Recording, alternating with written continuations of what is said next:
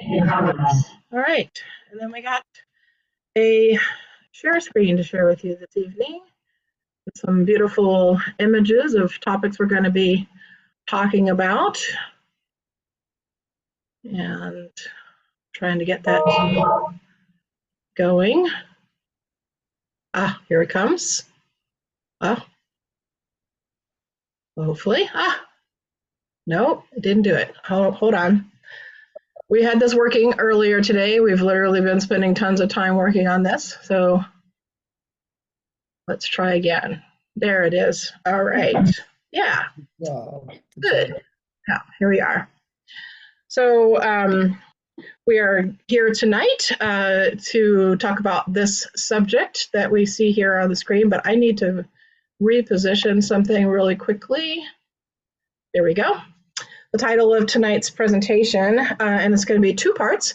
It's going to be part one, which is a class, actually it'll be three parts. Part one, which is a class, part two, which is a travelogue about our upcoming retreat to one of the places we're going to be talking about in the presentation called Lake Louise in Alberta, Canada, and Mount Temple, which is also there. And then the third part is we'll finish and close tonight with a guided meditation, a heart-centering meditation, an invocation of Archangel Michael. And we're going to talk about this, all these things that are on this topic, but first we want to introduce ourselves. I'm Ana Jones, also known as Reverend Ana Jones. I'm an interfaith minister and have been since 1993, but I'm a lifelong mystic, lifelong clairvoyant, clairaudient. I've started doing also healing work at the age of 14. Laying on of hands healing was how it started, and moving on to multiple forms and methodologies in energy healing at the age of 18 after that. And so I've been for almost 40 years, been going deeply into these subjects of energy, the energy of the body, the energy of the mind, the energy of the spirit, the energy of higher beings, which I've had experiences with my whole life, and mystical experiences, clairvoyant, clairaudient experiences, especially with the angelic realm, but not just angels, also spirits and beings of all types and natures, but primarily a strong connection that I've had throughout my whole life with the angelic realm. And I'm going to tell you a story a little bit later towards the end of the presentation here of a profound connection of making with Archangel Michael. So even though I felt a connection with him my whole life, and I was raised by my great-grandmother, who was also a mystic in her own way. She was a Catholic mystic, and I was raised by her to believe and to understand that we can talk to the angels and the angels can talk to us, that angels and saints and these higher beings are there to help us, guide us, assist us, etc. So that's been a part of my life throughout the course of my life, and it's just been deepening ever since. I have, throughout my 20s, gotten into world religions very heavily, studied in depth with spiritual teachers, been traveling to have the experiences myself, and going to some of the sacred sites and meeting with sacred spiritual teachers from different traditions and places around the world that I've been to. We haven't been everywhere we want to go yet. We still got a lot of places that we want to go, but we have been to, and mostly leading retreats, although we've done personal spiritual journeys to some of these places, and Philip's had incredible experiences of going and working with so many different amazing spiritual teachers. But we've been, as you see just here in the pictures, places along the California coast, and we're involved, both of us, in the retreat center that is relatively new here in Northern California, where we're at, which is called Mandala Springs Wellness Retreat Center. And you'll see that we've, in these pictures, been to Paris a few times, that definitely led multiple retreats in what we call Mystical France. And we're continuing in our Mystical Retreat series now with Mystical Lake Louise.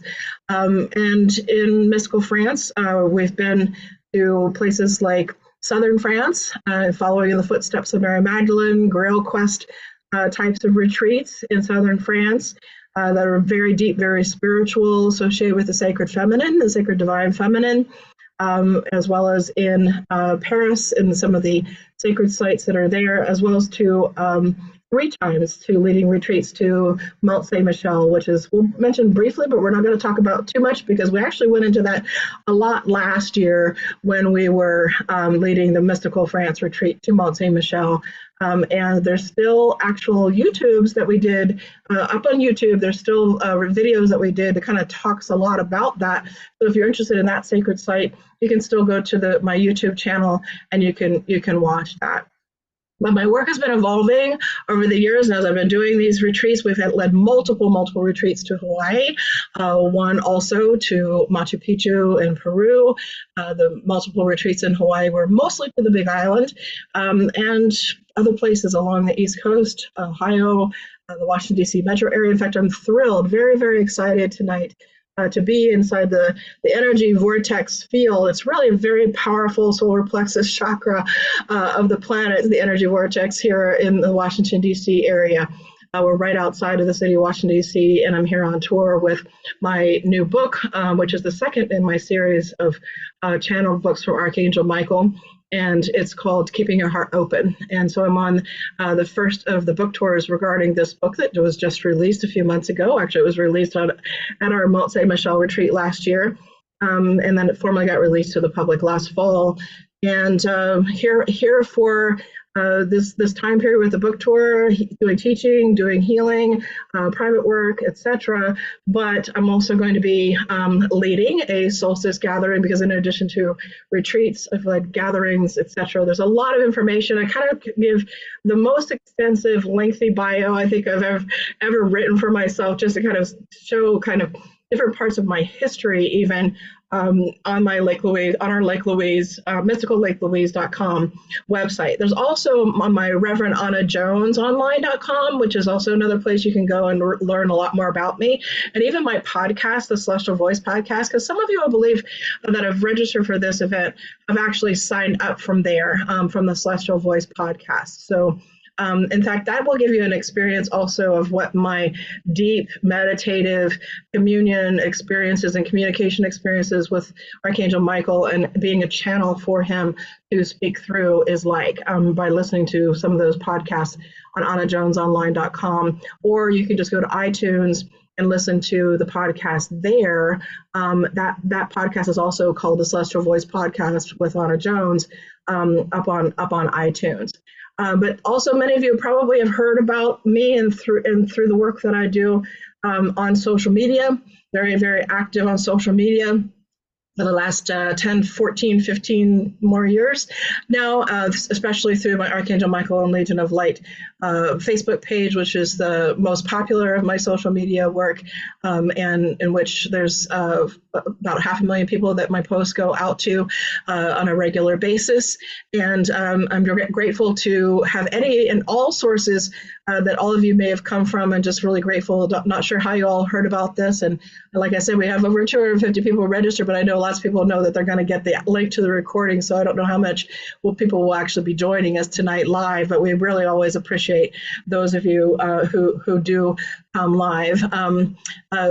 My husband Philip is going to introduce himself also, and I'm always just so grateful to have him with me and to be working with me as twin souls. We've been married now for, it'll be 29 years in October that we've been married, and as twin souls, whether it be, as you see over here in the far left-hand corner, the experience in Stonehenge and some of the amazing experiences we've had throughout England, and that we plan on hope to having there in the future, or whether it be just in our day-to-day lives. It's just such a wonderful blessing in my life to be married to this wonderful soul, Philip. So I'm going to let Philip take it over and give a little introduction to himself, and then we'll go into our presentation. Thanks, Ana. Yeah, so Ana and I were married in October. I'll be 29 years here in October. And we were married in a place called Ash Cave in Ohio. It's not really a cave, but it's a very incredibly amazing ancient site. There's ruins there from, Ana probably knows exactly how long, but from a long time ago. I first started leading retreats in the early 1990s. Yep. So yeah, we had some pretty amazing things that happened at that event. And I was just thinking about when I met Anna, I was a monk at the time, a Hindu monk, and I was organizing for about 6 years interfaith conferences, meeting a lot of amazing teachers. This was back in the late 80s and early 90s, attended the Parliament of World Religion, which was the 100th anniversary of that from 1893 in Chicago. And she had kind of heard about my work with the interfaith folks. I was in West Virginia, she was in Ohio, and I was on my way to go to a conference and I never made it. It's a much longer, interesting story around that. But in any event, we got married there. And what I really found amazing about Anna when I met her was that she was a deeply mystical, spiritual person, metaphysical person in the best sense of the word. And yet she was very grounded. And a lot of times those two don't go together. It's to have one or the other is pretty amazing. So I was pretty fascinated by that. And yeah, a lot of things around that. And when we got married, it really was there was a third party, and that was higher power. That was the heart of heaven and the heart of earth, which is the subtitle for the event. Yeah. So I'm a seeker, have been my whole life. I grew up in Georgia in the countryside, looking at stars at night, watching the satellites go from west to east instead of east to west, and majored in physics in college, graduated in engineering, was in the Army for a couple of years, worked at a nuclear submarine base, and then made a radical career change from a rising engineer at a nuclear submarine base to a monk for a number of years. And later went back to school and got my master's in psychotherapy. And I've been doing that work for quite a number of years. And really, my work as a psychotherapist is around mental health issues, but more than that, it's primarily around personal growth. And when we grow as individuals, people, we benefit ourselves and others as well, and we help all of our levels of health. I also am a rites of passage facilitator. This is something very important to me as we go through the different stages of life.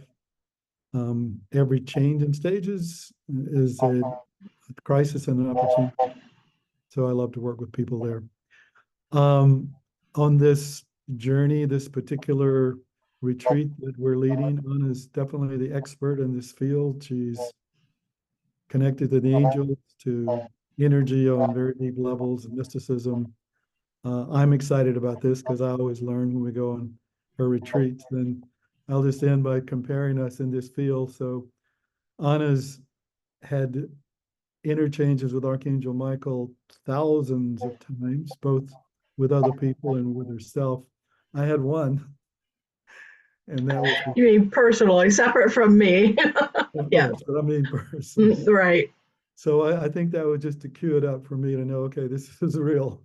And that one was really, really, really real.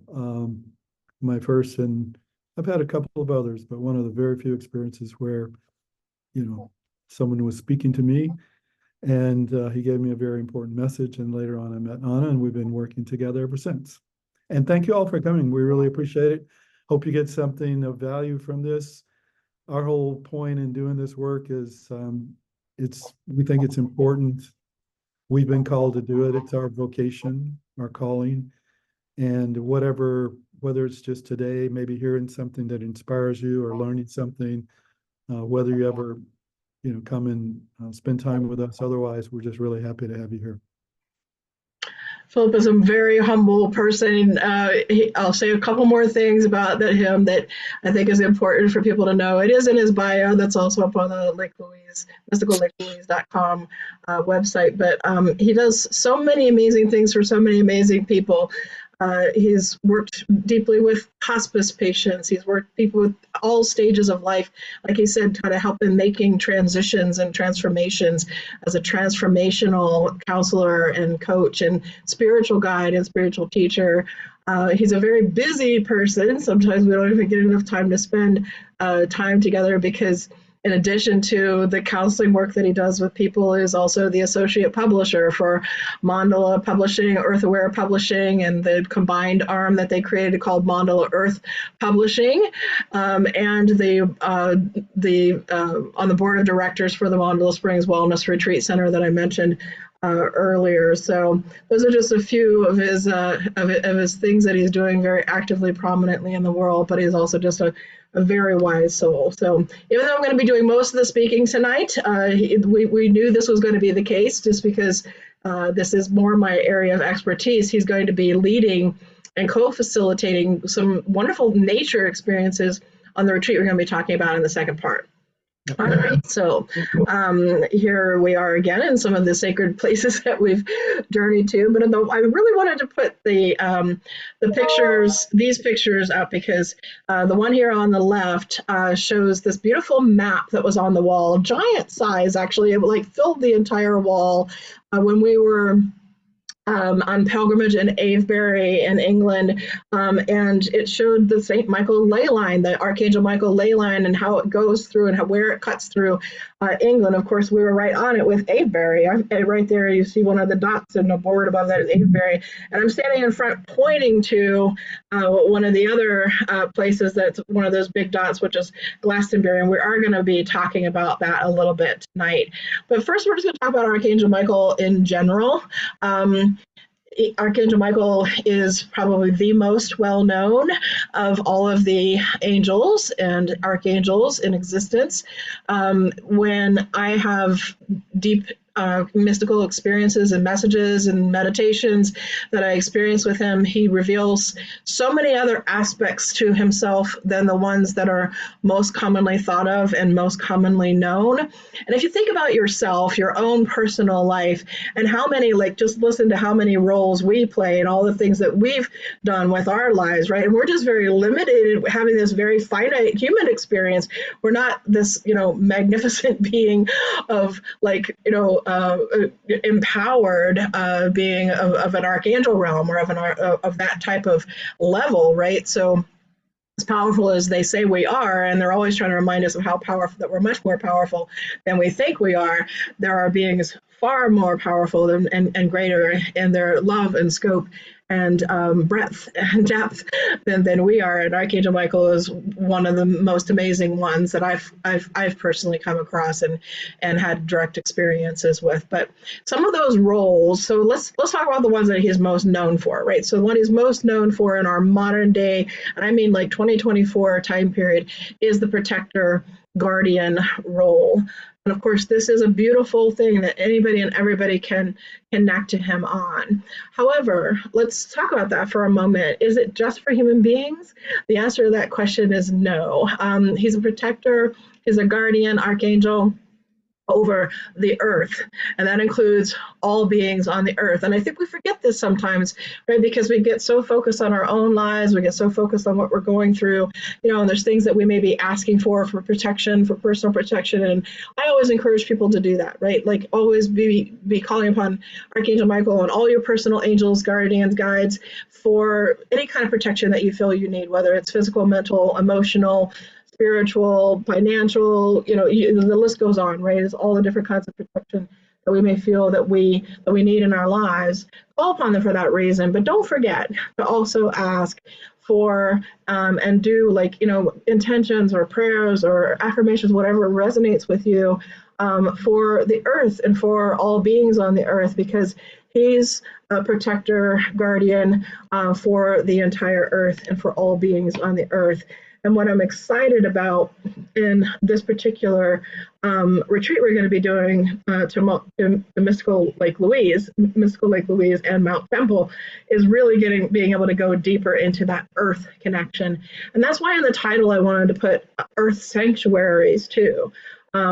because he works with the entire planet and not just as a protector either, because long before modern day, when this whole concept of the sword, actually it wasn't until around the 12th century, during the time of the Middle Ages, that the symbol of the sword even became a symbol. It was the staff of life before that. One of the original symbols, the sword was, basically evolved into a sword. Preceding the sword looked like a staff, right? Preceding that, the sword was a staff of light, or a staff of light, or life, and it's not a destruction instrument. One of the things I think is very important about it is that it's not, killing, destroying, hurting, harming, anything that he does to protect. All that he does is return it back to love, return it back to light. Like, he just returns everything back to that source, right? To that divine light, to that divine source. And that's the way that he protects. That's the way that he protects, through connection. This is actually in my book too. It's like there's been quite a bit of messages I received from him over the years of how the greatest protection is through connection, and the way that he protects is through connection, reconnecting with that light, reconnecting with that source, reconnecting with that love that truly heals all things, renews all things, restores all things, which is quotes from some of the terms that he actually uses. There's so many other beautiful messages that he has on those subjects. But that staff of light, before it became the sword, was also known to be the staff of life force, the giver of life force, that he could give life force energy with it.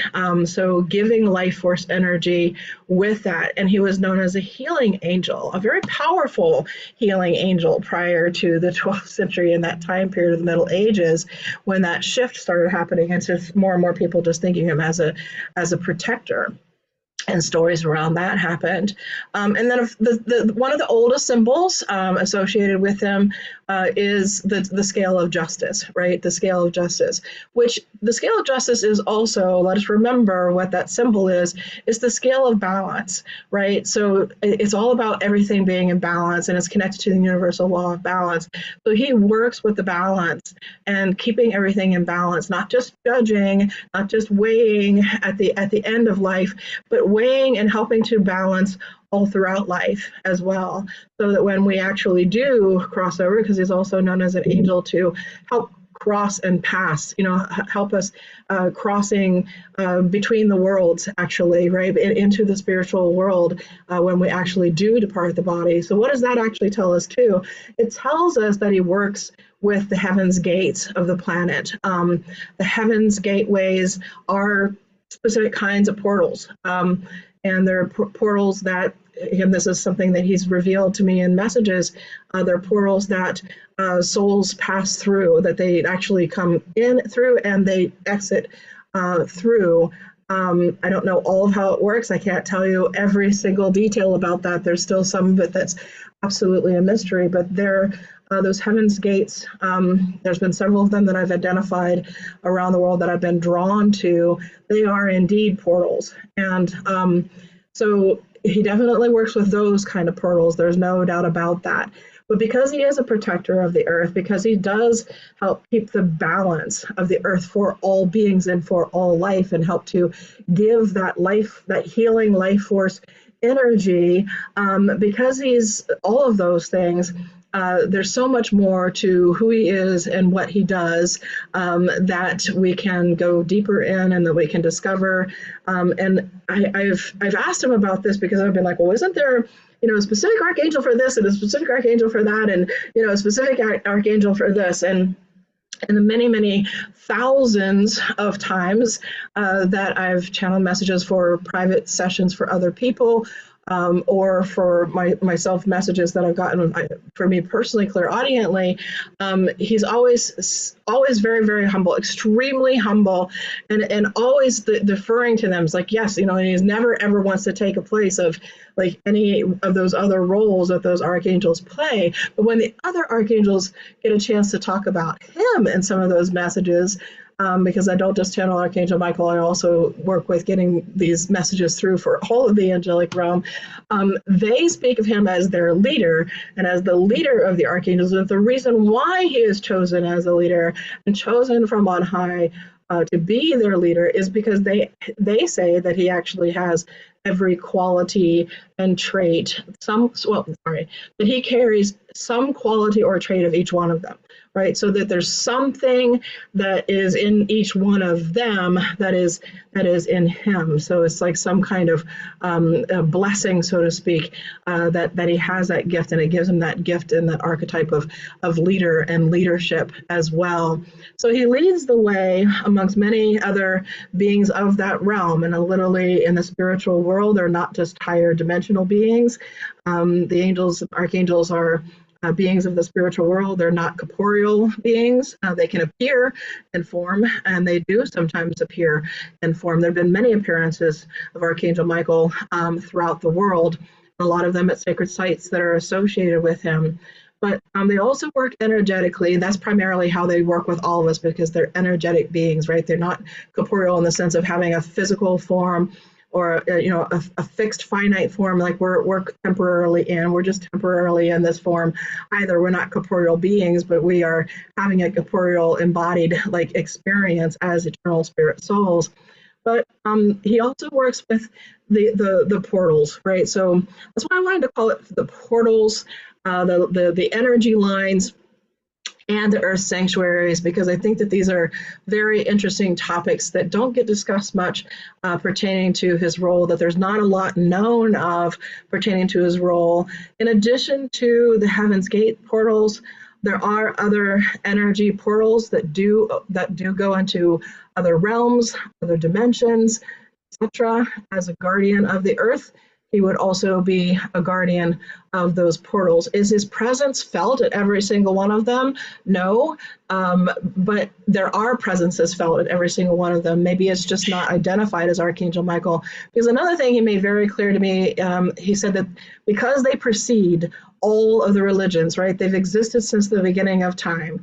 He and all of the other angels and beings of light that are on that level, they've all existed since the beginning of existence, which precede all of the religions of the world. So while you'll hear Archangel Michael's name in Judaism, you'll hear his name in Christianity, obviously, you'll hear his name in Islam, you'll hear his name, in some of these spiritual traditions of the world.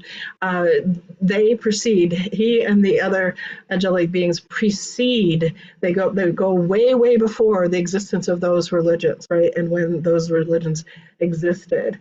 They've been working with the earth. Archangel Michael says he's been working with the earth long before even humankind was even on the earth, right? So it's from the time of its inception, from the time of from its very beginning, is what's been revealed to me about that, and makes sense. And this isn't just something that I personally have conceived or had experiences of. This is something that's pretty, commonly discussed and talked about, that that these beings, this is even accepted in some of these religions. I even mentioned that these beings precede, right? They precede. Even St. Thomas Aquinas believed that these beings precede, all of the religions of the world. So they don't just belong to one religion or this religion or that religion. It has nothing to do with that. It has to do with their spiritual calling, their destiny, and who they are and what role they're ultimately meant to play. So one of these roles that he plays is with these portals, but he's said that to me that he's been known throughout the world in every culture. He said in every culture of humanity he's been known. He's just not known by the name of Michael, and the word archangel is not used, and the name Michael is not always used. There's a presence that people feel. There's a presence that people sense. And there's certain commonalities to that presence, but they'll name it whatever that name. They'll name that presence. They'll name who they feel that presence is with a name that's meaningful to them. And so I'm always fascinated by that and always wanting to learn more about that. I can't say that, all that will ever be revealed. I think it's possible that some of it will always remain a mystery, that there's always going to be a mystery to some of these things. But there are other portals around the planet that that aren't necessarily associated or known with him, but that he may be working with all of them because he works with all of the earth. That's a possibility. But there are famous ones that are associated with him. And there are places that are portals. There are places where there are points and specific points on energy lines where energy concentrates into, I'm going to move on to this next slide here, where energy concentrates into points, right? These are different, oops, sorry, just went too far. Let's see, it's just got a little bit of a delay time here, where energy concentrates into certain points, and those are become vortexes. So not all portals are vortexes, not all energy lines are portals. But what we have to realize is that the Earth, I don't know if you guys get that, it's blocked, but it says Earth is energy here on this right slide. I see it blocked right now, but the Earth is energy. Because I am made of energy, you are made of energy, everything is energy. In fact, last year for the Mystical France webinars that are still up on YouTube, these are going to be posted on YouTube too. It'll take me, because I'm traveling right now, it'll probably take me about a week to get it up on YouTube, and then I'll be notifying everybody once the recordings are ready, but I'll try to get it up as soon as possible. But we're just now getting here and getting involved with the tour. But there's more that I go into about the energy anatomy of the earth, the energy anatomy of ourselves, and how that energy anatomy, how strongly we feel those connections. From that one last year, I didn't want to go too deeply into it because it is something you can still watch. But I did want to mention it, that it can't be ignored, because we're talking about beings of pure light and energy and how they work with this planet. Well, we have to think about, well, why, why, this planet is also energy. It's made up of nothing but energy, and that's not metaphysics. That's not just mysticism. That's actually physics. It's hard physics. One of the most unbroken laws of physics thus far is the first law of thermodynamics. And the first law of thermodynamics states that everything is energy, and that energy can neither be created nor destroyed. It means it's eternal energy. So it's eternal energy. And so the ancients would describe this, and I would describe this, spiritualists would describe this as spiritual energy, right? Spiritual energy. All the indigenous people would describe that everything is connected through a web of spiritual energy, and that the planet itself is an energetic presence, an energetic force, an energetic being.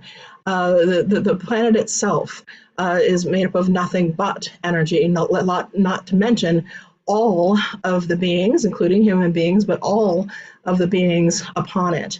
I am very excited that Phillip has done a lot of work with animal totems and animal spirit guides, and also animal archetypes in psychology terms over the years.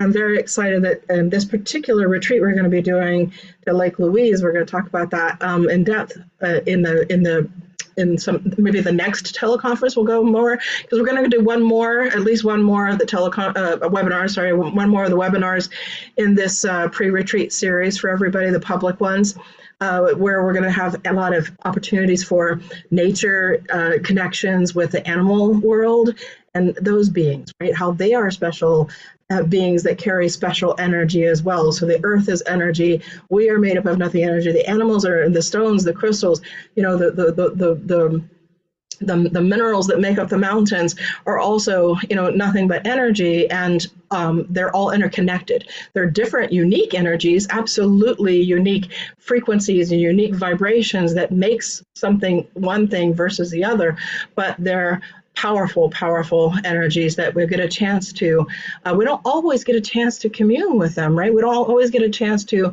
connect with those deep energies of nature, the deep energies of the mountains, the deep energies of the animals, etc. And retreats are a good opportunity to do that. We have this energy field around the planet as well, known as the electromagnetic field, as well as the electromagnetic field within the planet. But that's only part of its energy. It may be the part that's most easily detectable. It may be the part that we are able to, like, see, feel, experience, etc. most easily. But the energy I'm talking about is not just electromagnetic energy. That spiritual life force energy known as prana, known as mana in Hawaiian, known as chi in Chinese, and almost every ancient peoples around the world that I've ever looked at and studied at, even including the ancient Egyptians, the ancient Mayans, they all understood and had some type of name that they used to call and refer to as this life force energy. And they also understood that this life force energy flows through the planet. So, and these beings of light, so they also understood there were higher beings. Like all of these cultures that I'm talking about that understood the life force energy and that everything was energy, and that energy is what the planet is made of, that it also flows in and through the planet, right? So it's not just above it, it's not just around it, like the electromagnetic field that protects us from the sun and the solar flares that we've been getting. It's also not just around it, but it's within it, right? It's within it, and that those energies run and move, and that energy is constantly being pumping and moving and circulating, just like through our own body's energy anatomy, through the anatomy of the earth, with the protection, direct, guidance, oversight, so to speak, of those who are the guardians of that process. So this is ancient wisdom, not just modern day intuitions, not just modern day ideology or angelology even, right? So this is a picture of two different maps that have been drawn of possible ley lines upon the earth. Personally, I believe it's so complex that we're not going to be able to understand it for a while. We still are needing to evolve our understanding of this energy, and there is no definitive one source to go to for this mapping. There are all sorts of people all over the planet interested in this. There are people discovering things all the time that are doing some of their own mapping of it, using dowsing as one of the methodologies for being able to do that. People who are energetically sensitive, energy empaths, such as myself. Like I said, I started doing energy work, not called it spiritual work, didn't use the word energy, but just spiritual energy, that's what I felt spirit was. I didn't have the word energy until I was 18, but from 14 to 18, the healing work that I was doing was energy work. I just called it spiritual healing, right? It was spiritual healing. And there are sensitives, such as myself, who can feel energy, see energy. I'm able to see energy fields and see chakras, and not just feel it, but to actually see it and sense it sometimes. And so they are also working at doing some of this mapping, as well as information that's coming and being given to us. So the information coming, working with the energy from the earth in different ways of being able to detect that. And there's also kind of mapping even of like ancient sites that have been done, where they kind of see, oh, like, look, all these sacred sites are in a line, and that becomes a ley line, right? The term ley line is not an old term, it's a relatively more modern term, but the spirit lines, the dragon lines, the chi lines, those lines would have been older terms that would have been used, and probably terminologies that we don't know and understand, but we do know there are some very powerful places that synchronistically do end up, I say synchronistically, not coincidentally, right? Synchronicity is beyond coincidence, right? It's where things kind of begin to synchronize to show us that there's something going on beyond, just mere chance, right? That line up with these maps and with these grids, and where they connect. What I liked about, because again, there's many. You do subject on the subject, do research of your own on the subject of ley lines. You'll find that there's many different maps and many different things, and it's possible that it's all of it, right? It's possible that it's all of that and more. In fact, when the Native Americans describe the earth, they describe it as having the web of life, not only like the web of life like on the surface of it, but it's part of the web of life around it, and that it's a part of, but also the web of life within it, that it could be like this very, very intricate matrix and web, of which I believe the crystalline matrix is also very much a part of that. But you'll see places where in this mapping, I thought gives you a good idea of it. I'm not saying these are the only places. I'm not saying these are the only maps. I'm just saying these are examples of it, right? These are examples where the lines connect, where the line or where multiple ones are finding places to connect. And there are some, interestingly enough, where if you compare them, if you compare different maps of ley lines, they do seem to have similar connections. Like, look, this one does, right in the area that is typically approximately, yeah, I was looking at it. I didn't have time to actually look it up, but I'm pretty sure that's around the Bermuda Triangle area as to where both of these find these conjunction points.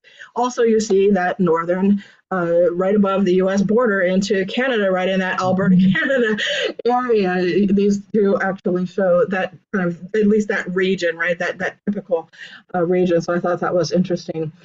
Fascinating subject. The angels obviously are working with the energy of the planet, helping all beings through the energy system of the planet, right? So the portals, they're not just working with the portals. Archangel Michael and the other angels are also working with those energy lines, those energy meridians. Think of them as meridians if you know anything about if you don't know anything about the Chinese acupuncture, there are these lines with these points along the way, right?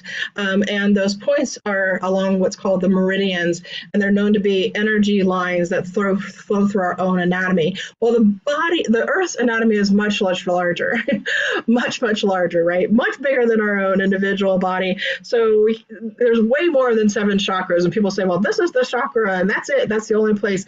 There's way more than 7 chakras. Usually when we talk about a root chakra of the planet or a heart chakra of the planet or something along that line, it's always plural, right? Right. It's one of, right? One of, like that energy center, we serve that role. Well, the meridians, the ley lines serve the role like the meridians do in our own body, of kind of circulating that energy, moving that energy all throughout, just like the meridians move the energy to all of our major organs and kind of every part and parcel of our body. But the vortex centers, those are more like the chakras. Those are more like the pumps. And there's lots of vortexes, not just the places where the ley lines combine, but definitely if the ley lines combine, there's going to be a vortex there.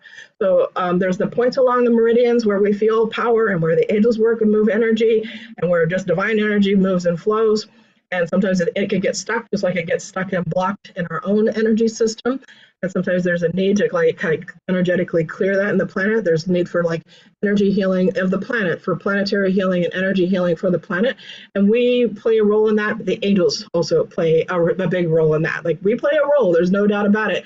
Been called over and over and over again, sometimes not just to receive at some of the sacred sites that I'm going to receive, but for what I'm there to give, right? So going to receive, but also sometimes just to more so for giving.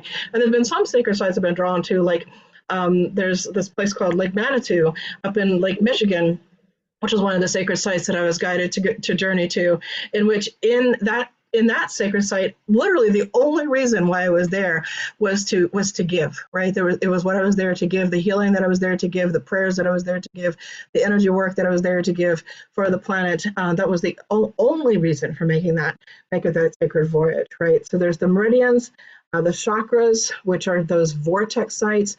There's small minor ones, just like we have minor chakras. There's also minor ones in the earth. And there's very large, powerful major ones, just like the root chakra is a major one, the crown chakra is a major one, the heart chakra is major in ourselves, in our own. They're very strong major chakras that almost everybody that goes there can feel there's something special about it.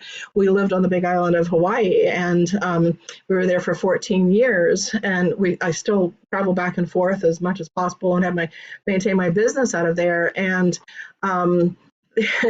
the big island has this Kilauea, which is one of the most active, if not the most active volcano in the world. And when everybody goes there, everybody feels something special about it. It's not just because whether or not there's lava or anything like that, that everybody feels something. You know, there's something that people feel. And there's a presence that people feel. People walk away believing in the presence of a being like Pele at that site, right? The goddess Pele, more so than they would ever. Like people were like, yeah, no. But spending time there, you'd be surprised at just how many people do experience that. Not only is there something special there, and they feel something palpable, energetic there, because it is one of the root chakras of the planet, like literally deeply connected to the core of the earth, where the energy comes up from the earth and is creating earth like almost every day, whether it's under the ocean or above ground. So that was kind of a deep learning experience for me of how some of these chakras that are vortexes are ones that, like, nobody can deny. There's like, it's people just feel something. They go there, they feel something. The more minor ones, maybe not. It may be something that it requires more sensitive to experience. But then there are the portals, and the portals are the ones where there's another connection going on. They not just energy moving through them. They're not just these energy lines and these energy points that create vortex centers. There's a whole other dimensional level to it. It's either a portal into a doorway. Think of a portal as a doorway. That's why I had the picture of a doorway earlier. Think of a portal as a doorway. And so it's an entryway for going into something else, whether it's crossing a portal into another dimension, whether it's a portal, because there's 12 dimensions in this universe, 11 that scientists know of, and Archangel Michael says there's another one that hasn't been discovered yet. And I think it's possible that 11th dimension is the soul, is the self. It's possible. It's one of my theories. It's just a theory, but it's possible. But there's 12 dimensions in this universe, right? There's 12 dimensions in this universe, and there's portals to all of them. In fact, another really interesting thing Archangel Michael has told me about, and these communications I've received about the earth and the third dimensional existence on the earth, is that the earth in the third dimension itself is a portal in and of itself, that the earth itself and the third dimension in and of itself is a portal where we can access all of the higher and dimensions above the third dimension, and dimensions first and second dimension below, where we have access to all of the dimensions within this universe. And it's a portal where we can advance spiritually very, very profound ways in order to even transcend or ascend beyond the dimensions of the material universe into the spiritual home, or the spiritual world, the spiritual abode, the spiritual existence. There's been so many names called for that ascended higher state beyond the 12 dimensions of this universe. So according to Archangel Michael, the entire planet is the entire third dimensional form and experiences that we're having on this planet is because it is a portal, and that a lot of us choose to come here for this reason, because the planet itself is a portal. So yes, upon this portal planet that we're on exists many other portals of different types, of different natures. But there are not very many sites where all of them exist, right? I believe, however, that there are some really amazing ones. I've been able to go to some. I believe that Mont Saint Michel, which you see pictured here, which is where we went last year on our Mystical France retreat with a group of 14 wonderful, beautiful souls, and had just a wonderful experience of 5 nights at Mont Saint Michel. And that is a place where it is along the Michael Line meridian, the meridian that is known throughout Europe and traced and tracked quite extensively throughout Europe. Actually, there's been a lot of research on it throughout France, Italy, England, obviously all throughout the UK, and all the way up into Greece. So there it's on a meridian known as the Michael Line. It's a chakra center and it's a portal, all rolled into one. And Archangel Michael was describing some other further activations that are happening there. And it was there that it became very clear last year at that sacred site that I was meant to lead this next retreat that we're going to be talking about tonight. And that they're connected somehow. I don't know all the ways of how. There's been some messages that have been received about it that I'll be sharing probably in the next time that we get together for this next free public webinar. I'll be sharing some of the further messages that I've received about Lake Louise and Mount Temple But it also, Lake Louise and Mount Temple is also all of them, a portal, a chakra center, and a chakra vortex center, and it's on the meridians, a meridian conjunction, according to the information. So here's what some of that looks like in some imagery here. So when we are drawing something on a piece of paper, I take a pen and a piece of paper and I draw a line on a piece of paper, it's two-dimensional, right? It's a two-dimensional image. So these images we see here are two-dimensional. They're not even three-dimensional, but what we're talking about is multi-dimensional energy. So it's very hard from a two-dimensional perspective to be able to accurately describe this to you. But it's still beneficial to have a two-dimensional image like this, flat image like this on a screen, so that we can at least start to visualize. And so this is to try to help you to begin to visualize, because I'm not saying that these maps, again, are the definitive maps. There are other maps, even of these, the Michael line. This particular one on the right here is the Michael current, the St. Michael current, the St. Mary current. They're named after Michael and Mary much later in time, right, as Christianity began to spread. But these lines existed much older in time. And we know that based on some of how old some of these ancient sites are that go through here. Some of these sites, date back thousands of years before Christianity and these names would have ever been known. Yet these sites were believed to also have guardians, and they were also believed to be connected to powerful energies that were moving through the earth, energies that were both masculine and feminine in nature. What I don't have to share with you tonight is I don't have a picture to show you of the Japanese, not the Japanese, the Chinese conception of the ley lines would, and name form would be the dragon lines.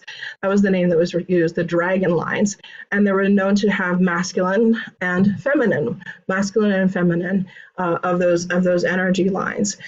In this particular one, you'll see a straight line, which is considered to be the Michael line. So there's the straight line that cuts up through, this is just through England, this part of it, not even through the whole UK, this is just part of it through England.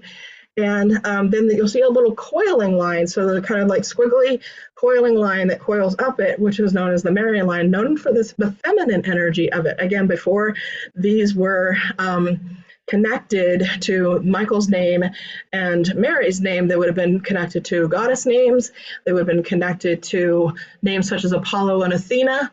Those were like ancient Greek names, the Apollo line, the Athena line, that would have also been associated. There were Roman concepts and Roman names that, again, these higher beings had some connection to these lines. So now those higher beings are named these names. So I don't want us to get caught up in the names, but the names refer to us as a special connection to these very, very high beings and how they are also working with these energies. So I'm not going to get into all these places. This is a whole workshop in and of itself. In fact, I want to go to some of these places. We already went. Mont Saint Michel sits on the Michael line that goes through the Apollo Athena line that goes through France up into Greece. This one is how it turns and cuts, right? So if you think back to how it was just all interconnected, just lines before, it's not really straight lines, because remember, the planet is a 3D sphere. It's not a flat grid, it's a 3D sphere, and we're not talking about something that's just on the surface of the planet. We're talking about energy that flows through the planet and around the planet, and not just in straight lines, but also in these spiraling lines, which are associated with the feminine energy. That spiraling, coiling lines, dragon-like lines, are associated with the feminine energy. This is another one here. Over here, you'll see the Apollo Athena line mentioned. You'll see all the way up through Great Britain on some of these lines that are there associated with that region. And that's where they've done most research. Philip, is there anything you wanted to say about any of that before I move on to the next slide? I don't think so. Except a couple people said that there was an echo at the beginning. I don't know if that's gone away. Maybe. I don't know either. I don't know how to solve it. Yeah. Yeah. I know it's Sandra's zone. Maybe Sandra can let us know if there's an echo and when that would be. Otherwise, no. Sounds good. Let's Okay. move All right. on. Moving on. So we do want to talk about a place that is on, this is that Michael line with the Mary line, also sometimes referred to as the Rose line. Interestingly enough, the Mary line is referred to as the Rose line. There's a whole lot of things I do not have time to talk about regarding that, but it's the masculine and the feminine energy. So the polarities, right? So the yin and the yang would be in the Chinese terms for it, the yin and the yang. And the points where they connect tend to be more those vortex places, right?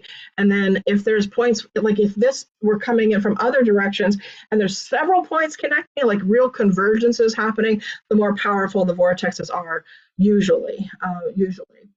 So Mont Saint Michel was on this one. I plan on going to some of these places. I'm being called on a whole series of doing this, doing these Archangel Michael sacred sites. Doesn't mean I'm not going to do other things in the meantime, but I'm very interested in some of the ones that are also on this line here, including Greece. That one definitely pulls to me. Assisi for sure. But Philip is going to say a little bit to us about this place called the Sacra de Saint Michel. But before we talk about it, though, I wanted to make one more point with this slide. I wish I could play the video. I could not figure out how to input the video. We're not technologically savvy enough. But remember how I said it's not just straight lines? It's not just this flat two-dimensional thing on a flat two-dimensional surface of the planet. Well, this is something that also happens when we're graphing our solar system, right? When we're graphing our solar system, we know the planets are moving. They're moving in this orbit. They're caught up in a gravitational invisible energy field we call gravity. Nobody really knows what it is. They really have no idea what it is. They just know what it does. They know certain things, how it exists, how certain things happen within it, but they don't really know what that gravitational energy really is, what gravity even really is. But I do know that there's these invisible lines that everything orbits in, and pathways, so to speak, that they orbit in around the sun. And that they, not just as the planet, not just our bodies have these energy pathways, not just does the planet have these energy pathways, but that our solar system have these energy pathways. And I can even go on and even put our galactic cluster in there and show you all of the amazing energy pathways of what's called the Laniakea, which is our galactic supercluster. I just had time to put this picture in, which is from last year. I put this one in. Sorry, something's tickling my nose here. This is our solar system. Sorry, something is really tickling my nose. Maybe it's the angels being tickled or something. Anyway, my point in putting the one on the right, though, is it's the newest conception. The newest conception of trying to show in 3D, and there's some cool videos on this. If you want to do some Google searches and find it, it's much more amazing to watch it in video, to watch it in motion. That it's really like all of those planets, those are the planets still circling around the sun. The sun is moving, and it's moving in its line. It's moving on its pathway, and it's moving through the galaxy, right? It's moving through the galaxy. So it's a dynamic living energy, and that's the other reason why we can't just put it on just a fixed map only at these spots and only at that tiny little place or that tiny little point right here. We're talking about living dynamic energy. But when they animate this one on the right, they're spinning and they're spiraling and they're all moving together along these pathways, right? So it's spinning, spiraling energy that's also moving in these like elliptical type of lines that they follow. It's really quite an amazing 3D image that helps take us out of that just 2D only, which is what the one on the left does, right? Kind of that 2D image, which is not inaccurate, but it's not complete, right? It's only like very, very limited. So moving on, I told you Philip would actually talk to us about one of those places along the line, because I want to talk to you a little bit about places that are more well known, and then like Lake Louise and other places that are a little lesser known. This is one of the more well known ones that is on the Michael line that goes through Italy, and Philip's going to share just a little bit, because again, we don't have time to go into all of these tonight. We don't want to keep you here all evening, even though it's such a fascinating topic, but this place is pretty spectacular. What do you want to share with us, Philip? Yeah, well, first of all, we did get comments back that it seems like when we both have our mics on at the same time. Okay. So when I'm talking, maybe you can mute yourself. All right. When you're talking, I'll mute. Okay, will do. Okay. So yeah, I mean, first of all, this image just kind of blows my mind. Um, it's incredibly beautiful. It's in the mountains, and we just point out that, of course, Lake Louise is in the mountains. A lot of these places connected to Archangel Michael were on mountains. What Anna hasn't mentioned yet is that her insight, her guidance is that Lake Louise may be like a yin sanctuary to Mont Saint Michel and some of the other yang sanctuaries, because a lot of the sanctuaries were on mountains. So it's the sacred of Saint Michael the Archangel, and it's near Turin. Of course, when you hear the Turin, you go, "Wait a minute, Turin! Oh yeah, the shroud of Turin." So it's near another kind of an unusual sacred place. This is dated back to the end of the 10th century, and it's very similar to what happened at Mont Saint Michel. In about the year, I think 709 in Mont Saint Michel, there was a local bishop, a priest, and the town near that island. And he was told in a dream by Archangel Michael to build a temple for him or a church for him. And he kind of shook it off, and he once again, Archangel Michael appeared in a dream, said, "Please build a temple for me, a sanctuary." He just thought it was a useless dream. The third time, Archangel Michael touched him on the forehead and said, "Build me a chapel." Some people even said there was an indentation there as well. But he did build a chapel, and from that, Mont Saint Michel came, and it's been a place of pilgrimage for thousands of years. Well, the same thing, something very similar, happened at this beautiful place near Turin, Italy. The Archbishop Ravenna John Vincent, he was asked the same thing by Archangel Michael, that a sanctuary dedicated to him be erected in that place. It is said that the angels themselves consecrated the chapel, and the citizens saw it one night surrounded by a mysterious fire. You know, these things sound amazing, but of course, as Anna's pointing out, when we look at the heart of heaven and the heart of earth, there's a lot of things that are seem to be unusual or impossible that happen there. And I will just throw in a little caveat here around the angels consecrating the chapel. And this is a true story. When Anna and I got married in that cave, or in that open air cave, you might say, huge, big, amazing place, there was myself, her, two of our friends, our best friends, a third friend who took some pictures, and a friend of ours who was the minister. And we all individually, separately, heard a choir of angels singing. This was at 6 a.m. in the morning in the middle of nowhere, where no one else was even around. So anyway, that's the little story around this beautiful place in Italy. Once again, once again, the um, the angels, they're often speaking to us. And my one visitation from Archangel Michael, where he spoke to me directly, made the point that basically they're always there to give us guidance, but we have to be refined enough in our mind and clear enough to receive it. He basically said we're too crude, we're too rude, crude. They're very, very, very refined beings. And, they literally, one of their primary roles is as messengers. That's what the word angel means. So they're there to give us guidance. And, there's practices in the various world religions for cleansing oneself and living a pure life. And some people think this is Puritanism. It can be, maybe a lot of times it is, but there's a purpose behind it.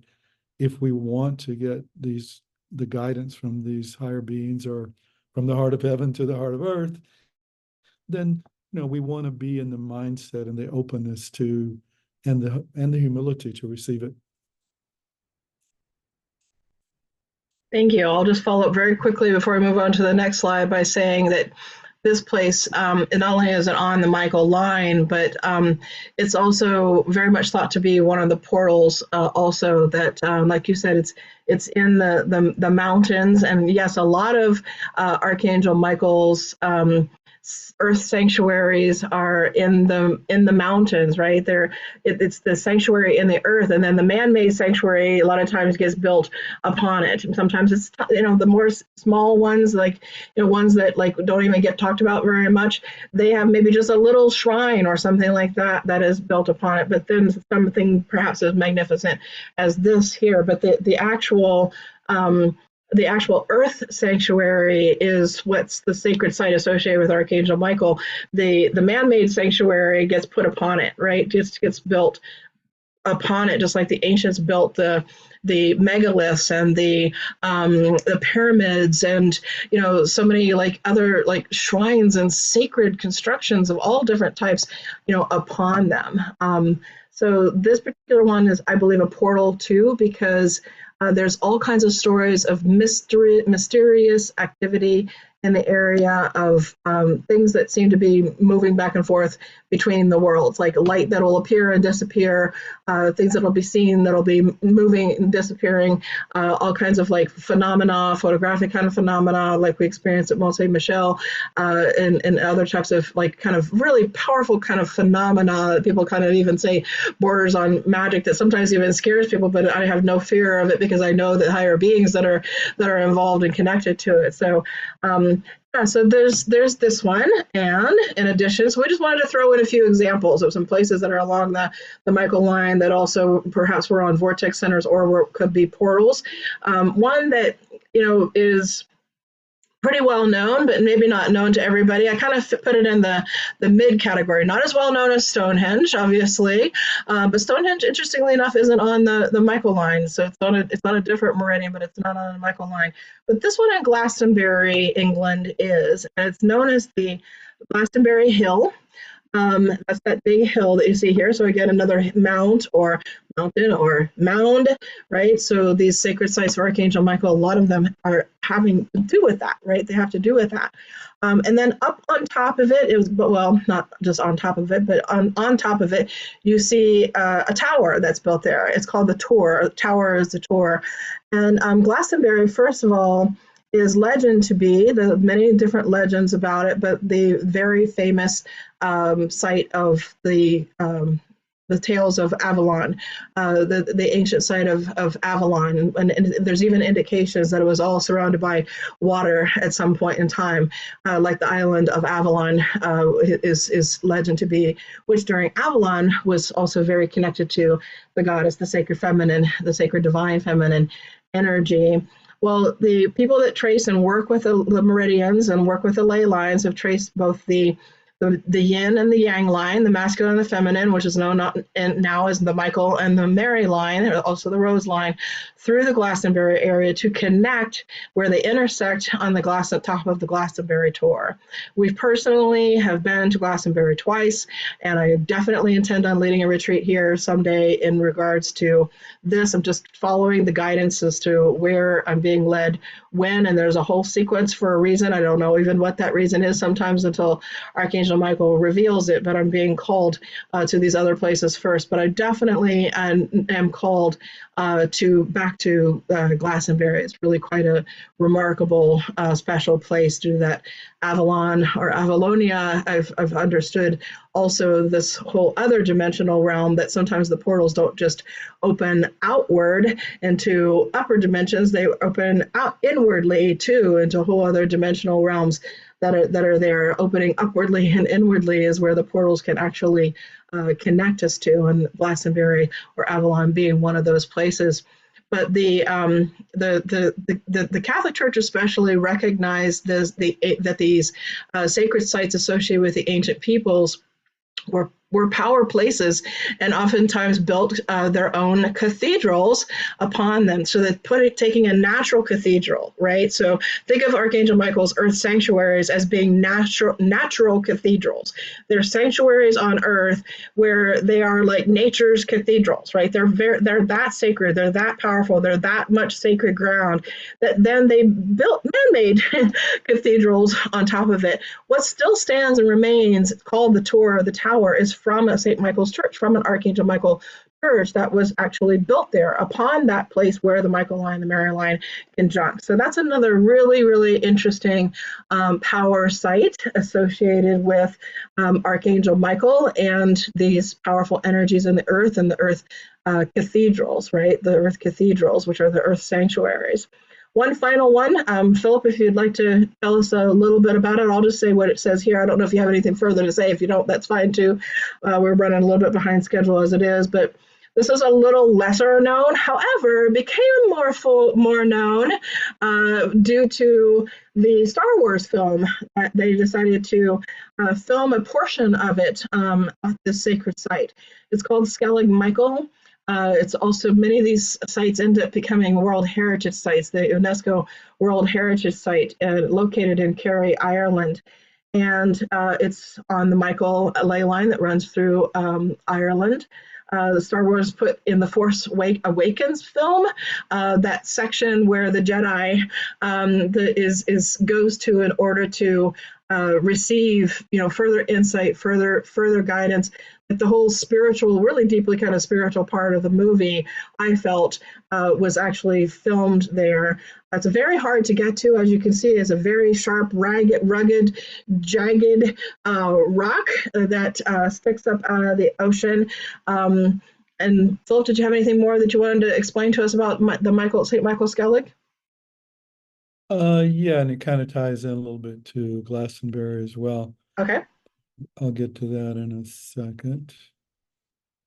Hang on a second. Sorry about that.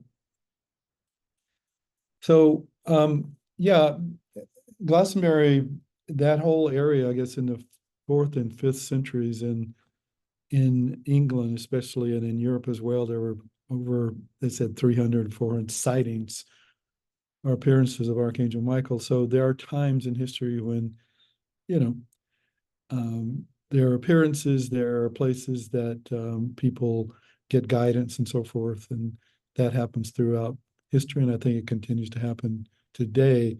The other thing is that, a lot of these high places like that were places where Archangel Michael was seen as defeating a dragon, especially they would talk about with a sword. And of course, there's a pictures of him with a dragon.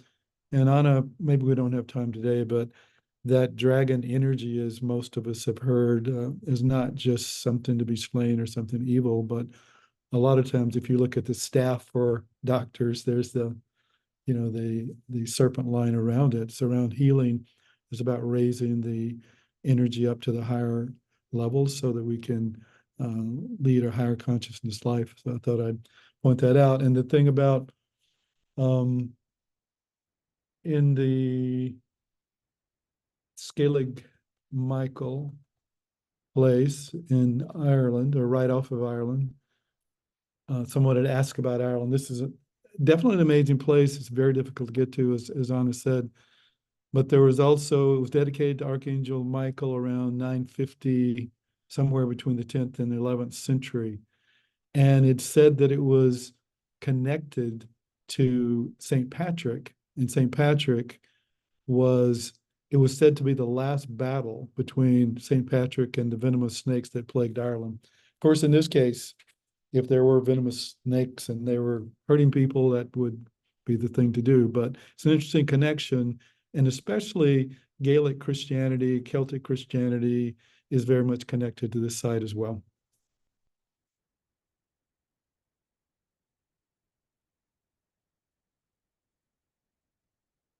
Yeah, I had to unmute myself. I said, Okay. yes, it's an ancient I was Celtic gonna say. sacred site for sure. Yeah. All right, let me mute myself. Yeah, don't want that echo to happen. Yeah. Not sure Okay. why. We're not in the same room. We actually made sure we weren't in the same room to make sure that didn't happen, but Go Maybe ahead. we're in the same hotel. You're still not muted yet. You're Go still ahead. I okay. understand. Okay. All right. All right. So this is one of the lesser known sites associated with Archangel Michael. That is Power Vortex Center along the Michael line. And then there's one, like we wanted to also talk about small ones too, right? So smaller, lesser known. So Philip, you're the one that knows. You're the one who found this one. I actually don't really know anything about it. Why did you want to include it? What felt intriguing to you about it?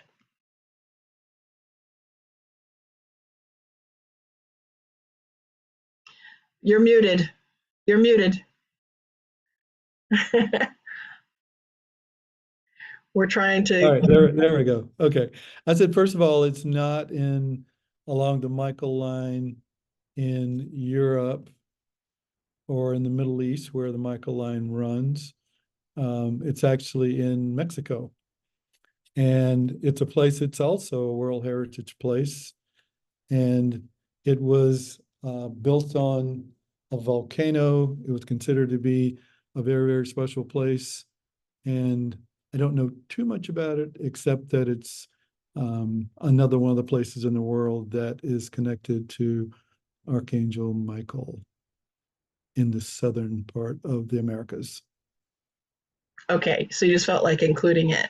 That's not. I'm glad you did though, because it's not like the Michael line just runs through Europe, right? Like that yin and yang energy lines, they run throughout the planet, right? They run throughout the planet. And even though different ley lines are named different things, they have one of those different qualities. They're either yin or yang or some combination of the two, right? Where they combine, right? Some combination of the two. So I think it's important for us to not just think about that, right? Not just think, let's think back to that one map where we were seeing the lines connecting all over. So thank you so much for including that, Philip. So one of the Sure. lesser knowns that's so lesser known that there's no mention of ley lines or anything like that when people talk about it is the one that we're going to start talking about this evening. And for the rest of the time, we're going to talk about this one. And this also is nature's cathedral, right? A natural cathedral in the Banff National Park of Alberta, Canada, which the Banff National Park, the whole park is so special that the whole park is designated as a UNESCO World Heritage Site. So again, remember these UNESCO World Heritage Sites tend to be places that these sacred kind of places get identified as places that deserve protection and deserve being held in like, some really special places upon the earth. It's known for its immense natural beauty, obviously. You can see even from the picture. This is Mount Temple you see here in the picture. It literally is like a temple, has pyramidal types of connections to its energetic structure and to some of its crystalline structure from some of the imagery that I've received from it. And there is a lake there that sits at its base. That comes from off of the glacier. It comes from the mountain itself. The mountain, the sacred cathedral mountains are the source waters, right? Are the source waters for it. And this lake is known in our modern day times as Lake Louise. It was known to the indigenous people of that region for millennia as a sacred healing place. A sacred, powerful healing place to journey to for healing and for ceremony, for prayer, for ritual, for healing. All throughout the Banff National Park were hunting grounds and gathering grounds, etc. But this site, the site now known as Lake Louise, of which there would have been again more ancient names for. That site is known for its healing waters, is known for a place of ceremony, a place of prayer, a place of, like I said, relaxation, connection, communion, etc. And that's what it still is to this day. It's visited there it's one of the most visited places throughout Canada. It's considered to be one of the natural wonders of the world as far as the lakes are concerned, because of its very unique color, because it's surrounded by, like, you're just seeing like one direction, and this is very high up that this image is being taken by, is surrounded by mountains. And the energy, the thing that's known about it comes from, as far as the connection to Archangel Michael, comes from modern mystics like myself, but I'm not the only one. In fact, I'll tell you my story as to how I even found out about it myself. But what I want to say before I move on to that story is that these waters have minerals. So not only is the water coming from the mountain, but minerals are coming with it. So the crystals are made up of minerals, right? So there's a crystalline mineral structure to the water that's also very unique, that gives it this very unique color. It's very vivid, not much more even vivid at times than you even see in this picture. A blue, which is a color associated with Archangel Michael, and a green, which is a color associated with the heart chakra, right? The heart chakra. So it's a combination of like an emerald green and blue combined, like heart chakra, emerald green, and blue, which is a color associated with Archangel Michael combined. And so it's this the magnificent, beautiful color that's in this like mineralized, crystallized, mineralized water that is associated with this lake. And that's one of the things that also makes it very special geologically, and it's one of the things that makes it very special energetically. So this is some of the modern day people, some modern day mystics, such as myself. There's been several teachers, healers that have been going and starting to recognize this spot and lead more like retreats and trainings and pilgrimages types things that they are healing retreats there. The chateau overlooks, here's a quote from Diana Cooper, who's the author of The Archangel Guide to Ascension, as well as several other books. And this is one quote we found that we thought we would put in here. There's probably many others as well. But she says that the chateau overlooks, so the chateau, which was the place that you saw built there, the grand structure, is not a cathedral. It's really a healing place, a place that's known for people to go and stay and engage in like deep wellness and relaxation and healing practices. So the chateau overlooks the pristine waters of Lake Louise, where Archangel Michael has his retreat. So that we're going to talk about this in a moment. In this glorious location, you will be able to absorb Archangel Michael's incredible light and the high frequency energies of the angelic world. So that's a quote from Diana Cooper about it. Just want to let you know that I'm not the only person who has gotten messages about this. The other one, this is not even, this is before. This is Elizabeth Clare Prophet, which many people may not have known about. Summit Lighthouse still continues to this day to circulate her work, some of which I'm aligned with and some of which I'm not, but I'm very aligned with what she felt. Not 100% aligned, but with what she felt and what she channeled about this being a sacred site associated with Archangel Michael. Some of her channeling work that she did regarding this site, Archangel Michael, was some of the earliest I've been able to come across. So this is a quote from her: "The temple of faith and protection in the etheric realm over Banff and Lake Louise in the Canadian Rockies in Alberta, Canada." I think the whole quote got cut off there. Sorry about that. I think there's a second part to the quote that actually got cut off. So she referenced a temple being there, an etheric temple, not a man-made like cathedral, but one that was existing, actually constructed by the angels over the mount, and that it exists there almost as a retreat, so to speak, for the angels, a place where the angels go on retreat, which I've always loved, always resonated with that part of what she said. That etheric temple is a place where even the angels themselves go for sanctuary, right? Like a sanctuary, an earth sanctuary with an angelic sanctuary that's above it, that's a part of a portal that's there, that even the angels go for sanctuary, even the angels experience a sanctuary. And faith, she also connected to the feminine aspect of Archangel Michael. She would actually see that feminine aspect that she called faith as a separate as a separate angel, like a counterpart to Archangel Michael that was feminine.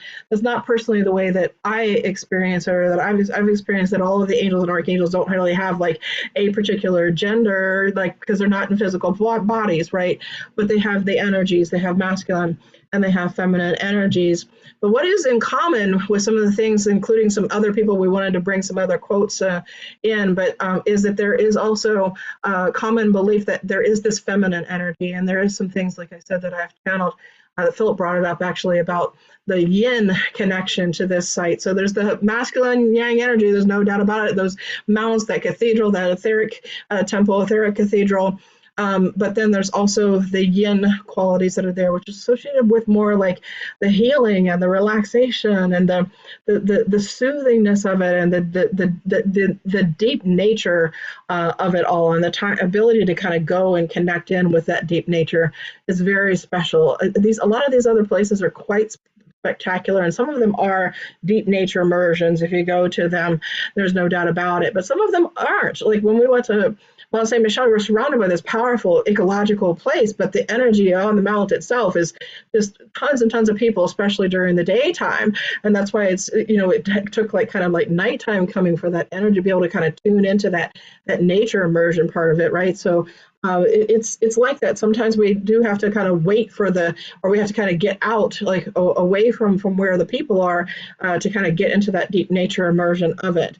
When we do our retreat in September of this year, regarding this sacred place, Lake Louise, we're going to make sure that there's plenty of time for deep nature immersion, and there's lots of places out to go out and have it for those who want to have that deeper experience. So this is an image that I was able to use AI to help generate, because it's something I was seeing in my mind's eye, of kind of vision that I was receiving about how Archangel Michael connects energetically. Also, in addition to that etheric temple being there, using it as a portal to connect the heart of heaven into the heart of the earth. And I'm going to share with you a story. I think this picture here, though, really, I think out of all the pictures I've seen recently, I've been just scouring through images, needing to get sources up for that, all of them, and a lot of the sources are of some of the images are actually coming from Chateau Lake Louise themselves, with permission to use them, including some of the ones that are on our website. A lot of the ones on the website there, but this one, if you really look at this V, right, like this is a shape of it's actually considered to be the sacred feminine container. It's actually known even as a shape of the Grail, but then also the inverted one and the upward-verted one, the feminine and the masculine imagery, where they come together, where the heart of heaven meets the heart of earth. You can see how they interconnect and how they intersect, I think, even with our physical eyes, so to speak, with this, without even being clairvoyant or having clairvoyant experiences from it. It was definitely something that I personally experienced. I put this wolf on here because I wanted to tell you a story. A story that is near and dear to my heart. I have been to Lake Louise once before, and it was also very spirit-led, very divinely led.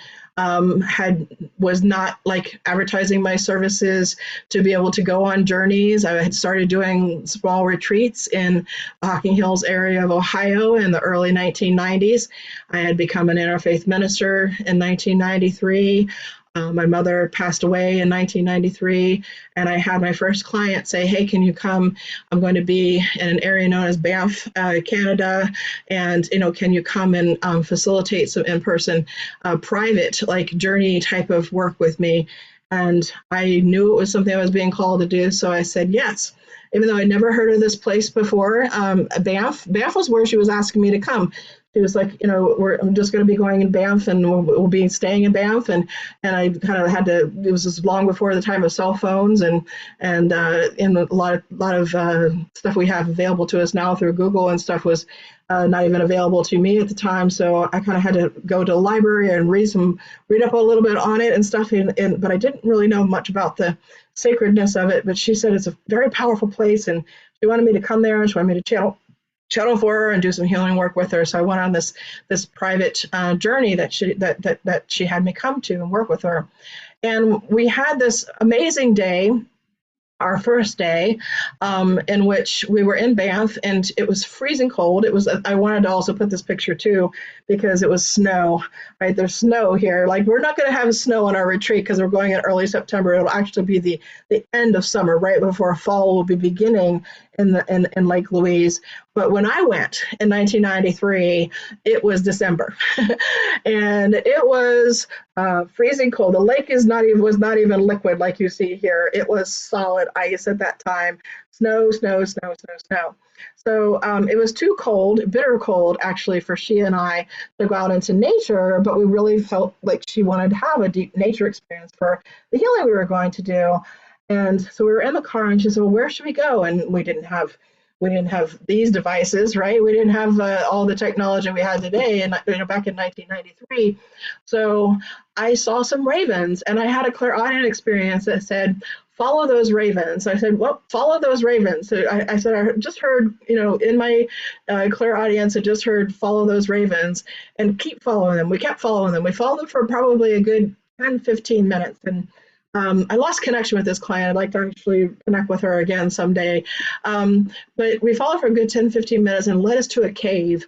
And we had the most amazing meditation and journey in the hot springs area of this cave that the next day we were like, okay, now what are we going to do? Like, what can top that? What can top following the ravens? And she said, "You know what? I heard about this place called Lake Louise.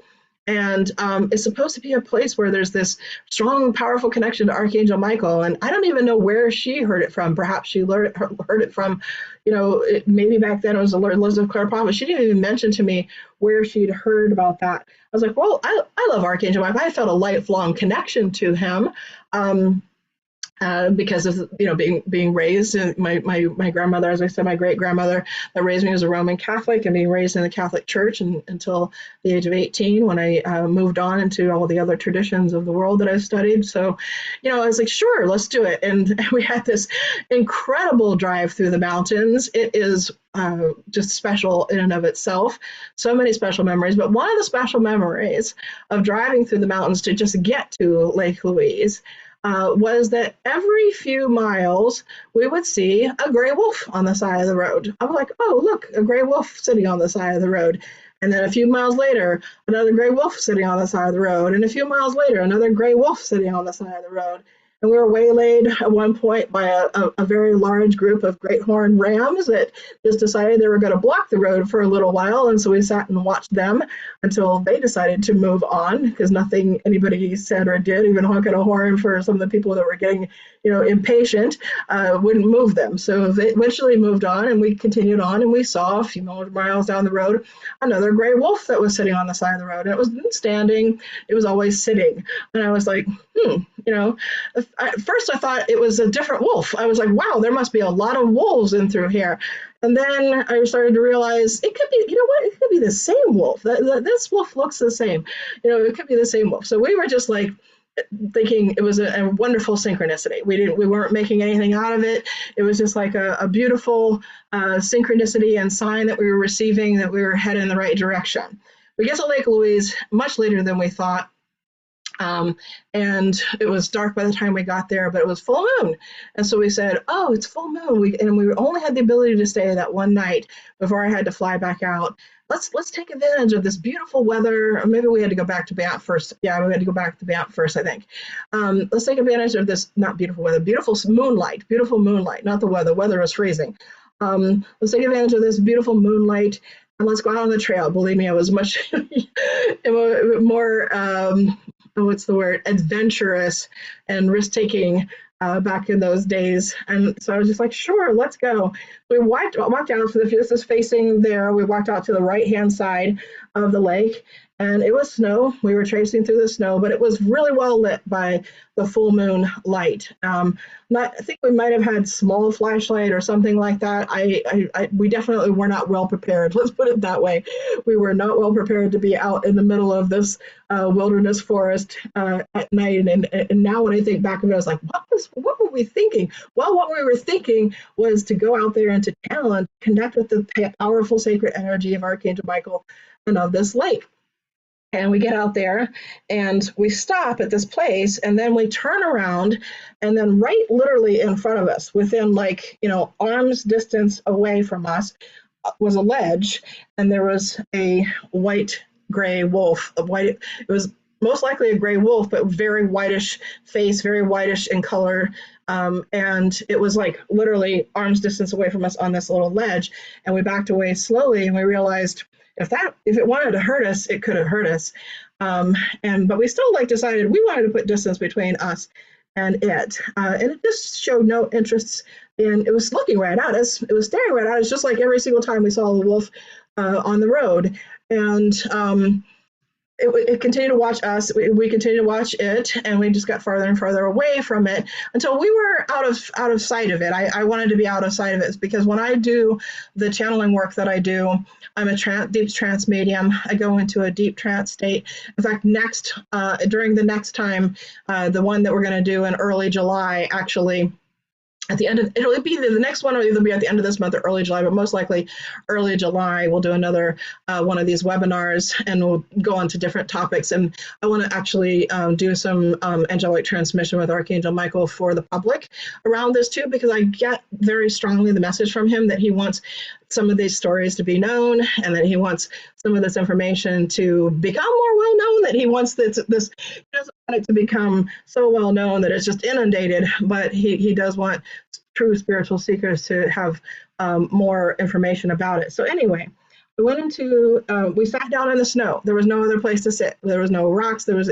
We sat down in the snow, and I went into the trance state for as long as I could maintain it and sustain it without the freezing cold pulling me out of it, and channeled for the very first time a message from Archangel Michael, with him revealing that that's who he was. Up until that point in time, I believed I have gotten messages from him. I definitely believe he was my dream guide. I believe he's one of my guardian angels. There's no an archangel is like a highest guardian for me on the archangel realm. I had known all of that stuff before, but I never consciously channeled him, with him revealing that this is who he is, and that this was who was speaking. And he gave this beautiful message to her, and he gave this message to me, that I was being called to be a channel for him, that he was asking me to be one of his channels, as a part of this Legion of Light that he's a part of upon the earth. And that's when he first started speaking to me right after that, about the Legion of Light. So our Archangel Michael and the Legion of Light Facebook page has a longer history as to why that even has the title that it has. It was after that experience that I started receiving regular ability to discern the intuitive voice that I was receiving through the clairaudient experiences as well. And he started revealing to me that there would be lots and lots of people that he would connect me to, and that he would draw to me, and that he wanted to use me as an instrument to connect with them and to be able to communicate to them directly. So all of this work on this mission with Archangel Michael and the Legion of Light actually began as a result of that night. So here's the really interesting part of the story. Not that that's not interesting enough, that's very interesting. But I came out of the trance state, and I was just feeling very just transformed completely. Sometimes I'll have the experiences in the trance state where I'm having these experiences with these higher beings that changes me forever.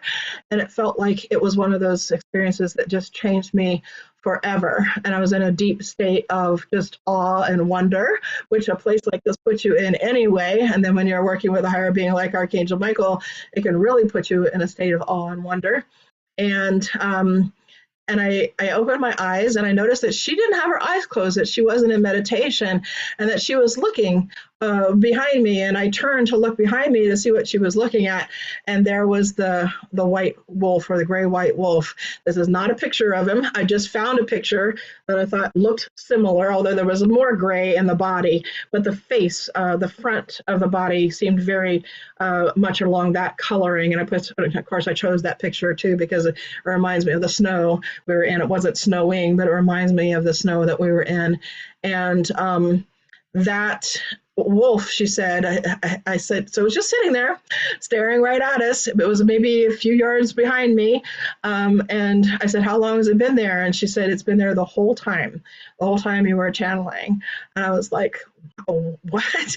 It was just kind of like, I was coming out of it, like kind of shocked and just in this awe state anyway. And I was like amazed, like it was there the whole time watching us. And she said, if it wanted to hurt us, it could have, right? Especially me. I was in the trance state. I had no idea. But we both felt that it was there as a guardian, and that it was sent there by Archangel Michael to watch over us and guide us and to protect us, if not a possibility of a way that he himself may have even physically appeared there, because the angels and the archangels have the ability to appear, even though they don't incarnate and take form. There's a couple exceptions to that. That's too long of a story, but they can appear in any shape or form. They can appear as an animal, they can appear as a person, etc. And I just felt I was never the same since. But I do know that we were being protected no matter what that wolf was doing there that night.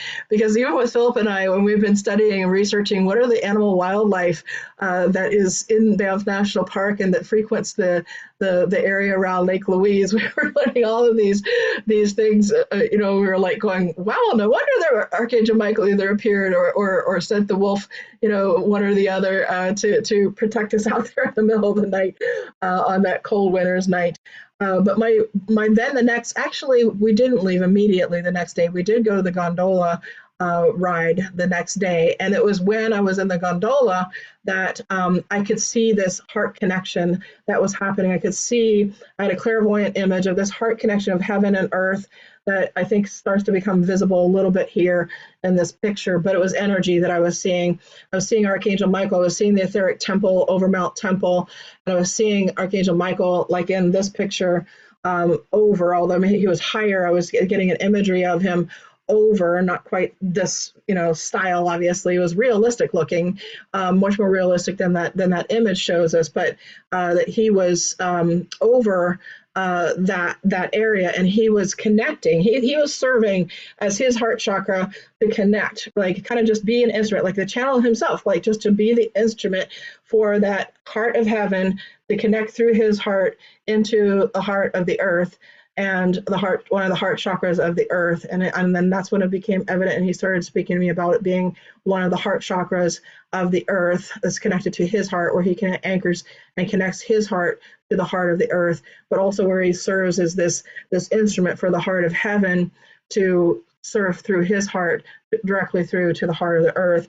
And he gave me the line where the heart of heaven meets the heart of earth, and this is what this place is.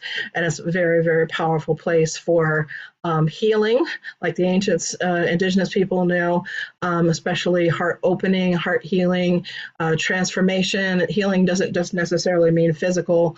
It could be anything that's required, really, even if your goal is your spiritual transcendence or ascension, anything that's necessary for transformation along the way, because healing is synonymous with transformation. So this is one thing that he said to me. I don't know what year this was from, but there's been other messages more recently than this one, but this is one thing that he said about places like it and about this particular place, that the vibration, so about Lake Louise, specifically the nature and even the animals of Lake Louise, he says the vibration is present. High vibration is present purely and naturally within all of nature, and yes, in the animals. And indeed, it is very important that the animals be honored and respected as holding a unique vibration in the wheel of life and the circle of life. Each one holds, as you do, a unique light signature that makes up the symphony of the orchestra of life. And he was speaking about the animals at Lake Louise and the energy field at Lake Louise when he was talking about that. So working with the animals and the ways that the angels can communicate with the angels, through the animals, with the animals and through the animals, is going to be something that we do talk about in our pre-retreat webinars that are going to be for participants only, as well as on the retreat itself. So that's very exciting. So now I'm going to switch over to talking a little bit now. The website is formally launched. The retreat is formally launched as of today. The registrations are formally launched.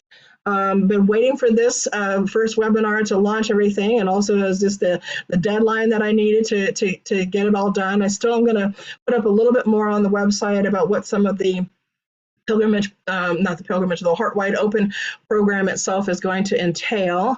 But my screen just went blank. Okay. Yeah, okay. I'm back out of it now. So I'm going to stop this share, and I'm going to go into the share now about the retreat, and then we're going to do our closing.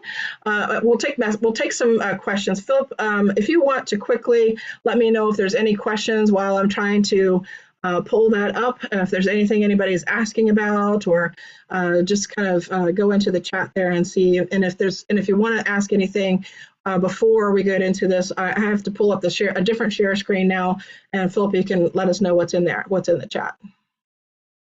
Is there anything in there question-wise, or if anybody wants to put anything in there question-wise?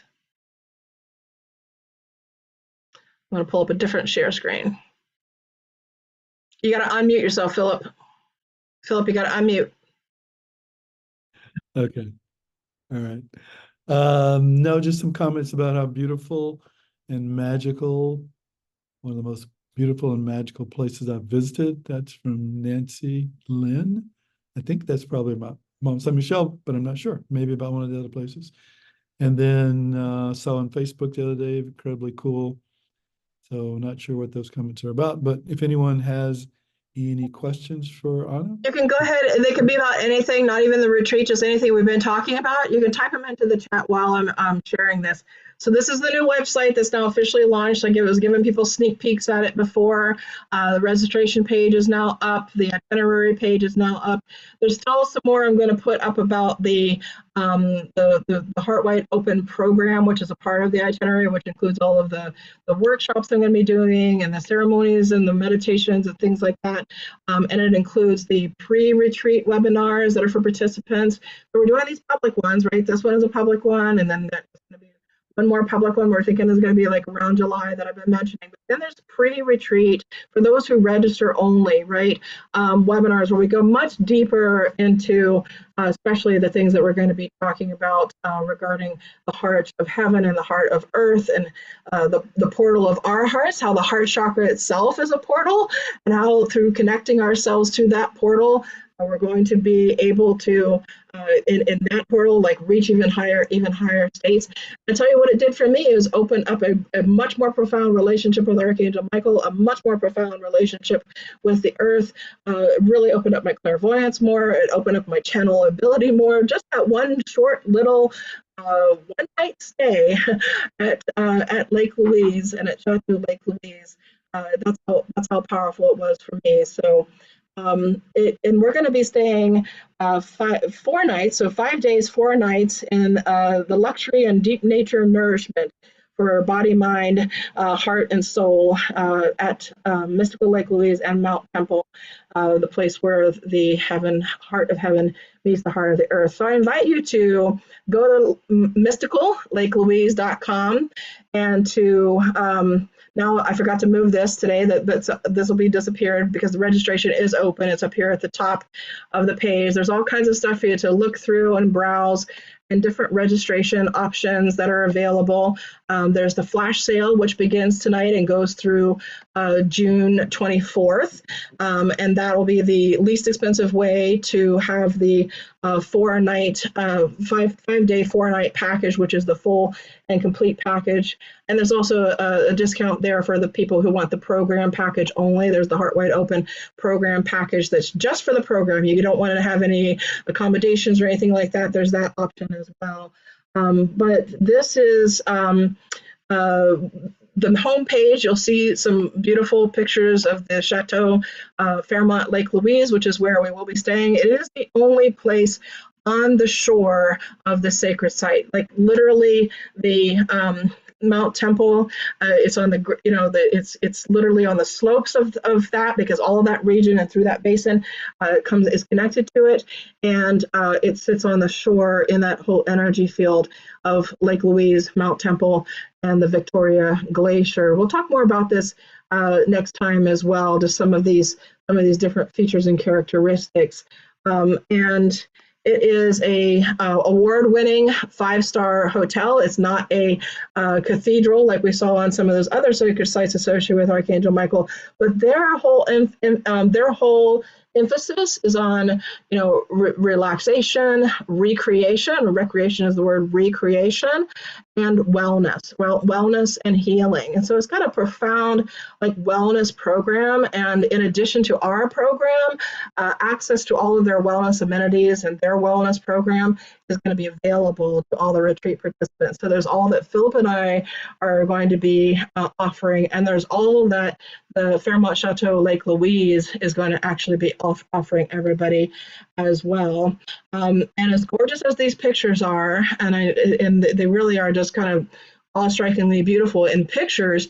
The pictures don't even come close to doing justice to this amazing place and this amazing etheric temple portal. It's an etheric temple in the spiritual realm, a portal, chakra. It's on the meridian lines, is all of those things. It's an Archangel Michael earth sanctuary, and the etheric temple is known as an angelic sanctuary for all of the angels, right? This is the retreat overview here on the homepage. Feel free to browse through that. I just want to point out one line. Because this retreat this retreat and power place literally has something for everyone. The more I've worked on this retreat, I've been working on it, got the contract signed, everything's all in place. I wanted to make sure everything was just completely done before I launched it formally. So this power place literally has something for everyone. It's perfect for nature enthusiasts, outdoor adventurers, because there's that if you want to do that, and there's going to be personal time every day for people to choose what their heart feels called to do, right?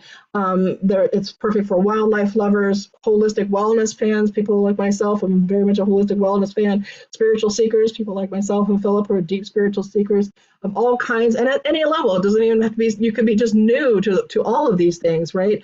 It's not like just for people who've been on the path for a long time. It's literally for people at all levels and where they're at on their spiritual journey. Empaths, because empaths tend to do really well being in nature and having some energy, like that psychic energy that's picked up from people's energy field all the time, being able to kind of have that natural energetic cleanse. Nature mystics, who are people who they experience spirituality.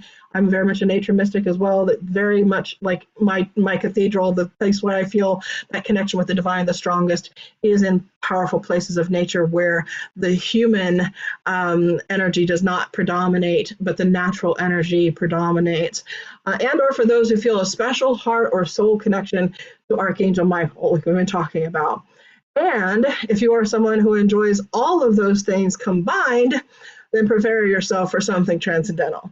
And that is truly how I feel about it. I truly feel like it is something where just about anyone on any level, with whatever interest you have and wherever you're at on your spiritual path, could benefit from it. I'm going to go very quickly to the itinerary page. This is the new page that got launched today, which formally launches it. Now that the itinerary and right here the registration is open, the itinerary shows you things that we're going to be doing, this magnificent place that we're going to be staying at. Also, again, here we have the Fairmont Chateau Lake Louise. There's lots of information on the website about it. I didn't get a chance yet to create links to them, but you can just Google them. Google the Fairmont Chateau Lake Louise. This gives, their name is mentioned all throughout here. Right down here at the bottom, the Fairmont Chateau Lake Louise Hotel on the shores of the crystalline mineral infused healing water of the blue-green colored Lake Louise. So on the first day, I'll just kind of very, very briefly, you'll have all the details right here for you to read. We will be providing transportation from the Calgary from the Calgary airport, which is where everybody will be flying into. There'll be a very specific time here, a meeting around 12 noon. There's some instructions there about that, and there'll be more instructions for people who want to write me and talk to me about it, or if you want to register, and then we're going to announce, we help provide logistical coordination. Because the hotel is a five-star hotel with lots of, help from the concierge and lots of help from the staff, we didn't feel the need to have a logistical coordinator like we had in France last year help us with this, because the hotel is going to be, just really, really helpful and has been thus far for us. I'll be the logistical coordinator, working with everybody when you respond about, questions about registering or questions about, how to do this or how to do that, how to book flights or when to book flights, etc. There's kind of all that logistical kind of information. But we will transport people on a beautiful drive through the countryside of Alberta, Canada, from Calgary out into Banff National Park. The retreat will include also the Banff National Park Pass that we will have in advance for everybody who's going to be going with us. So we'll see some beautiful countryside, beautiful scenery as we're going through the mountains of the Canadian Rockies. So the Canadian Rockies, the United States, the Rocky Mountains that goes through the United States are spectacular. I feel like the Canadian Rockies are a whole other kind of several steps up because of the pristineness of them and of the high vibration that they hold. They hold a very high vibration for the planet, a very high vibration for the planet. Then we will arrive at the Chateau Lake Louise, and we'll get checked in, and we're going to have a power-packed evening. This is information about the rooms. All this stuff is available on their website, the information about the rooms, but I also can get you the information about the different types of rooms are, but there are some things pictured here. Once we get settled in, though, we'll start with a group dinner. Every day dinner, this first day it'll just be dinner, but every day breakfast and dinner will be included in the retreat package. Lunches will not, and it also is because of it being free time. Usually we try to plan a lot of the lunch time with free time either before or after in some combination of the two, so that you have that flexibility for enjoying all of the other things other than just the Heart Wide Open program that we're offering. But then 7:30 after dinner, we'll go gather. We have a conference room in the hotel itself. Some of the work they're going to be doing is outside the conference room. It's not always going to be in the conference room, but at least we have that available to us, and that'll be good for us for that first evening. We'll have our first opening circle, opening teachings.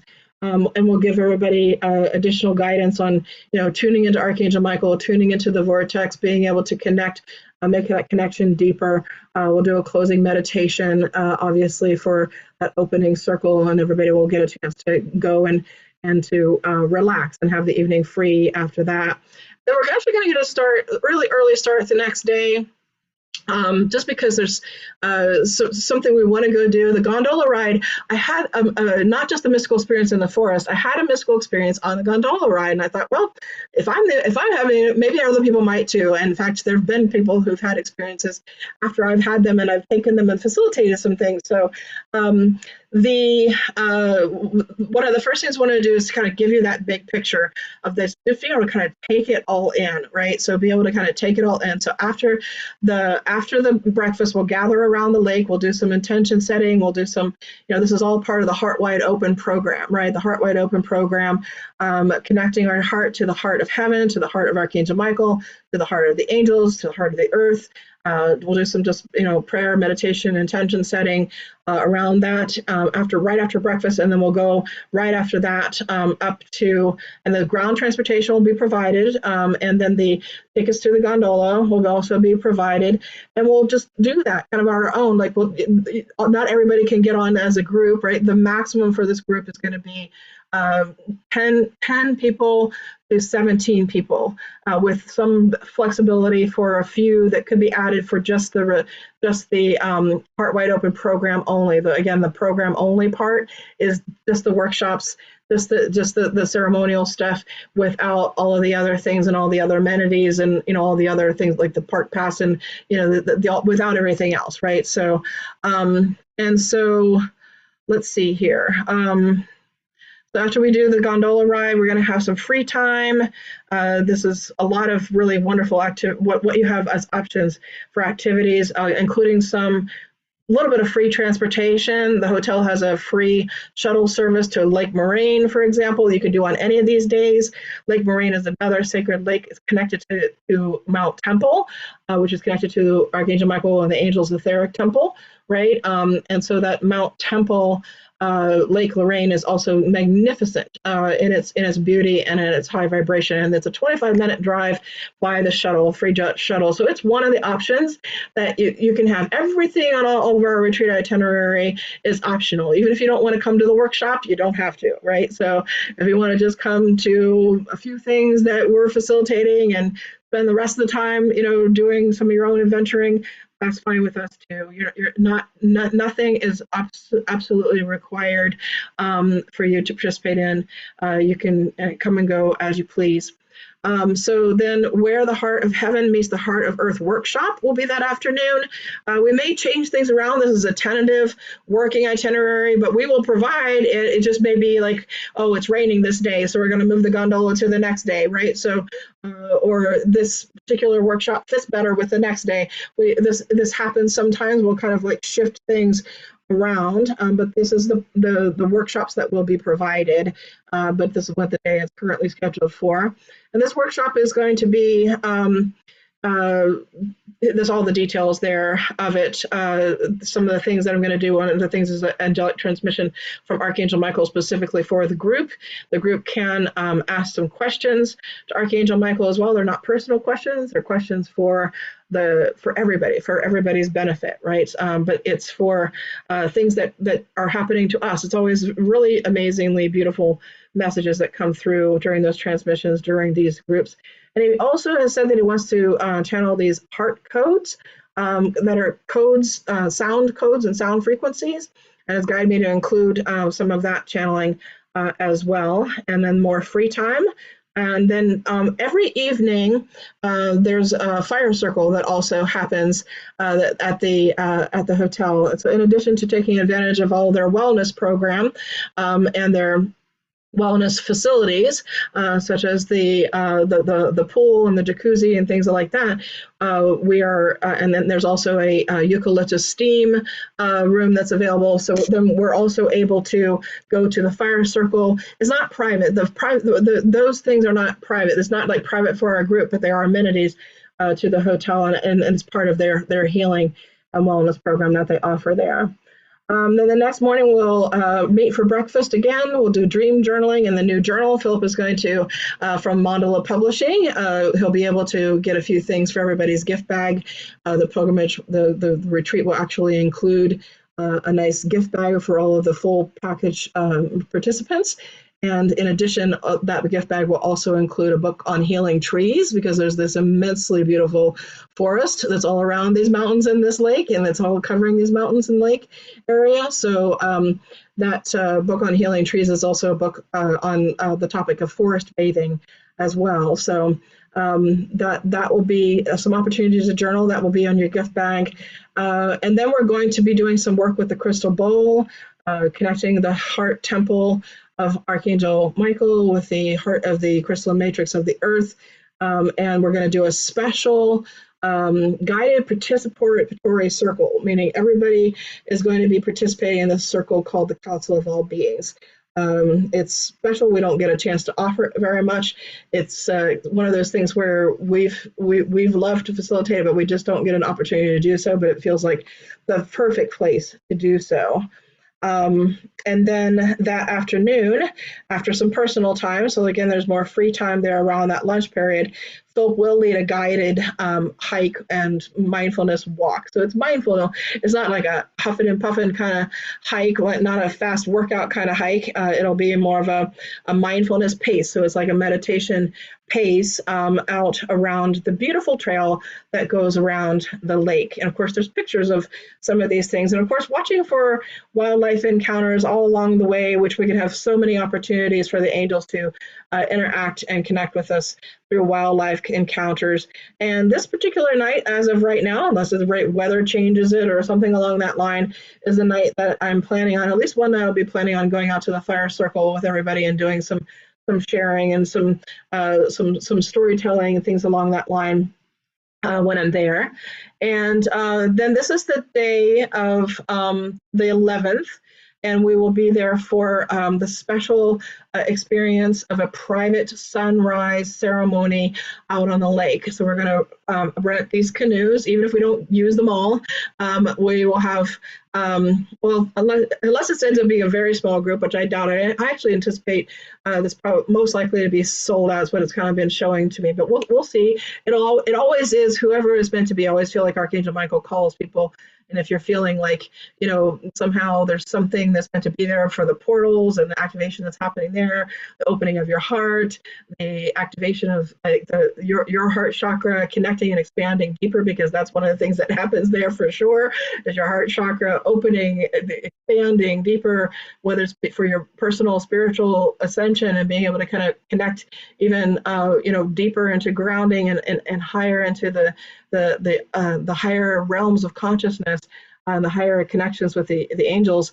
Whoever is meant to be, I always feel that it will be. And so I always tell people to listen to their heart and to follow whatever calling that they're getting. But the plan is that we will have a private experience of being able to get in these canoes and go out onto the lake at sunrise, and we'll do prayer and ceremony out there for healing ourselves and for personal transformation and ascension, and for the planet. So planetary healing and planetary ascension. So it'll be for both. It'll be for planetary work. This is important.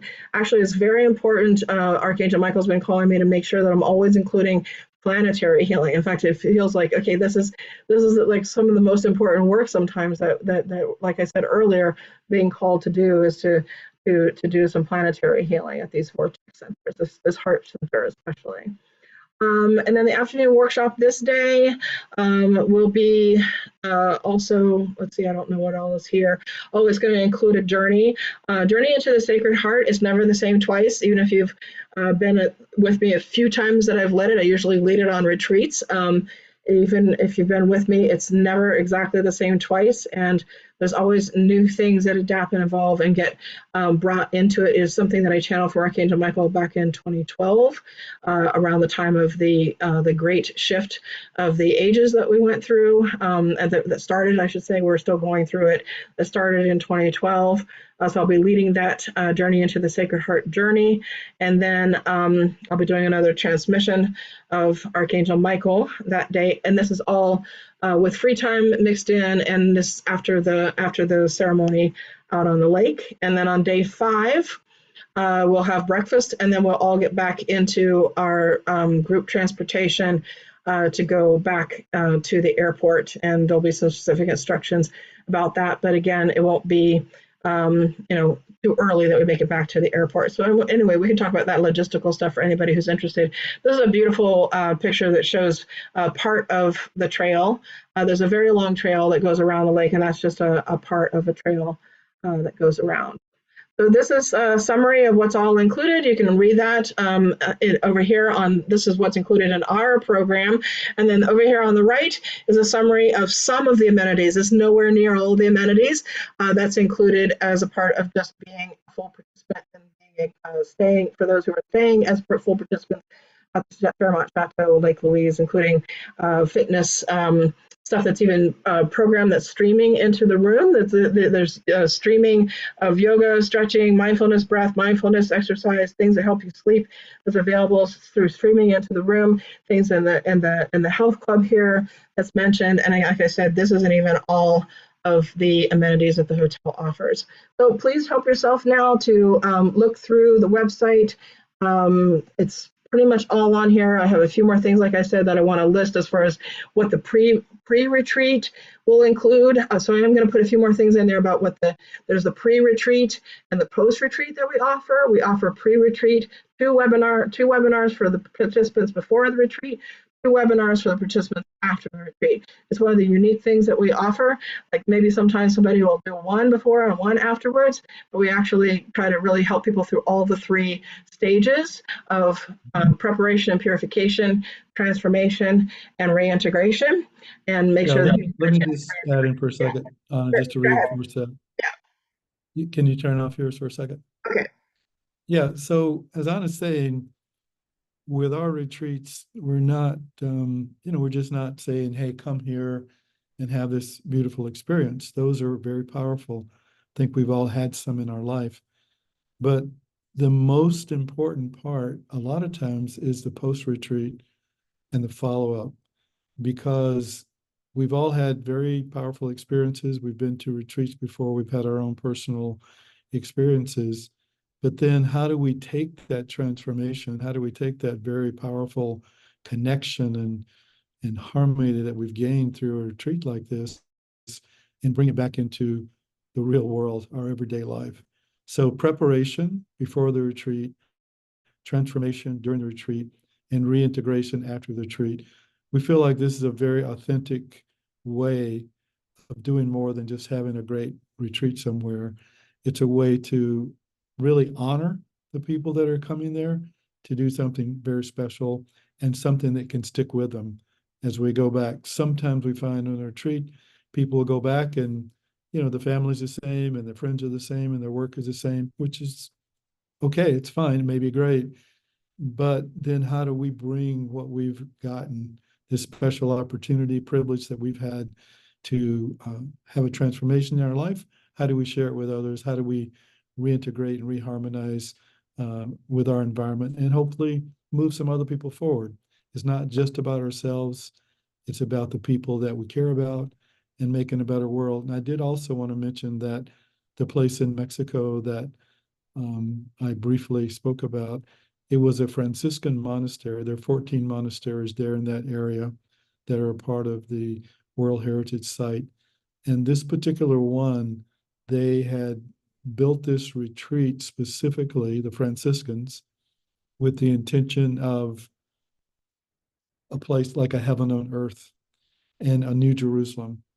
And, it's not political, but the fact is there's problems all over the world and in the Middle East. And Jerusalem is one of those very special places that has holy sites for Jewish people, Christian people, and Muslim people, and very sacred sites there. So again, these retreats are for ourselves, they're for healing, they're for transformation, and they're also whatever we gain there, how can we go back and at least do our small part in helping to bring heaven on earth and helping to create places where everyone's honored, the different traditions, the faiths, the cultures are honored. So I just wanted to share that with you guys.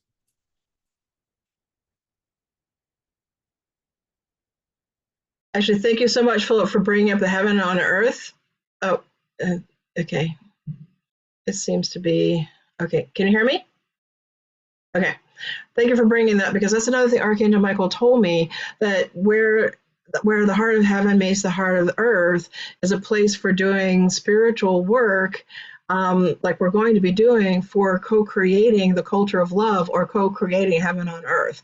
And co-creating heaven on earth isn't something that just the divine and just the higher beings are meant to do. We are meant to do it. Like we're meant to do it. It's co-creation, right? Co-creation of that heaven on earth. And so it's a place where we can actually make great progress, and it's where the work that we do advances that, both in our own lives and in our world, that co-creation of heaven on earth, which he describes as another way of understanding that is the co-creation of love, the co-creation of living in love, living a life that we love, doing what we love, where we love, with whom we love, all of that. But he describes it also as what was the term I just used? Oh, the co-creation of a culture of love, right? And so he says, in a place like this, where the heart of heaven meets the heart of earth, is where that work is very valuable at being able to work and achieve that and be able to co-create that. together. So there's lots of things we don't know after retreat, like that goes on in our lives long after. It's not just about the work that we go there to do and the experiences that we have, but that's why we do the reintegration work, because we know that it goes on sometimes long after. And in my case, things can be like permanent life changing, right? Some things can be long-term permanent life changing. So this is the registration page. Please go look at it if you're interested in the retreat. We hope that you've been inspired, whether you are or not. This early bird sale is the best way to go as far as getting the lowest price of it, and it's going to be through June the 24th. So it's a flash sale, right? It's like we're launching it, and we're launching it today. We're doing this flash sale, but we have the different options. We have the private room options, and we have the double room options available, both of which are shown pictures here, and you can always go to their website and see more and learn about what the square footage is and all of that stuff there. But this package is also available today. This is the regular price package with making payment plans, being able to split it up into 2 installments, and that's going to be available until 8/8 Lionsgate. And that's a whole other thing, is that I've been having all of these number synchronicities. If you look through this and go, wow, she's really gotten into the triple numbers, 888, and 2424, and yes, it's because I was guided to 222.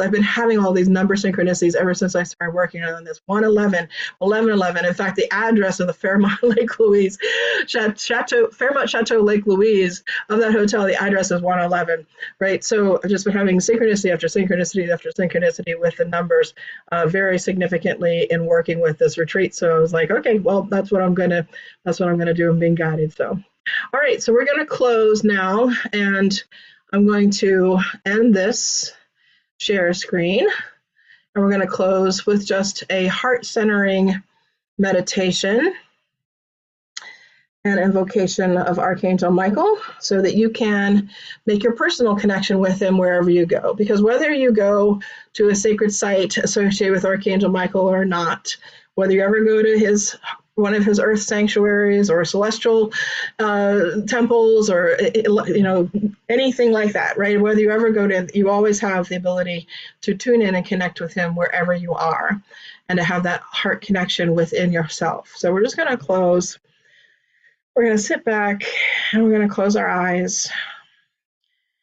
And Archangel Michael teaches in the teachings about keeping the heart open a breathing that he calls the 5-5-5-5 breath. And it has a specific sequence, but for right now, we're just going to count out breathing these sequences of 5 long, slow, deep breaths. And then by the time we do, we'll be centered in our hearts. So we're going to breathe 5 long, slow, deep breaths first, just to begin to quiet the mind and quiet the body, taking them at your own pace. I'm not counting them for you. I want you to slowly count them for yourself. You're taking long, slow, deep breaths. And after you're finished with those 5, then begin at your own pace to take slow 5 more long, slow, deep breaths. And as you're doing so, allowing the mind to begin to quiet.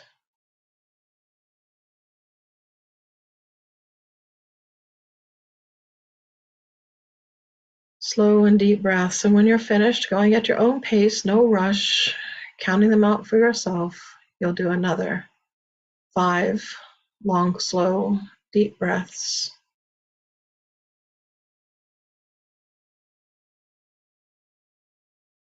Again, no rushing, just going quietly, deeply. Letting your lungs fully expand, letting your diaphragm fully contract with each inhale and each exhale. And as your body relaxes and your mind relaxes, connecting in even deeper with 5 more long, slow, deep breaths, and allowing yourself to connect in with your heart. And the heart begins to open.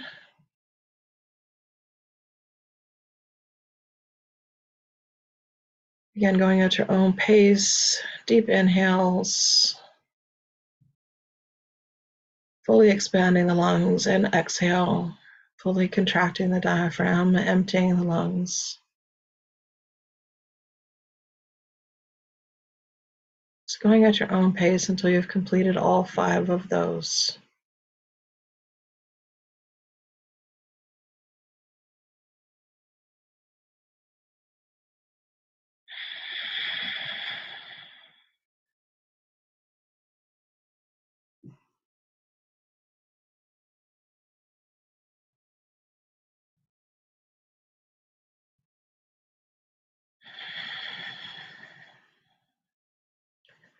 And then I want you to silently call upon Archangel Michael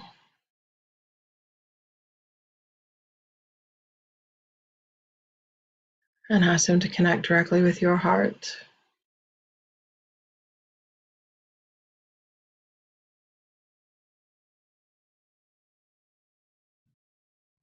Ask for him to protect you and connect you wherever you are, wherever you go.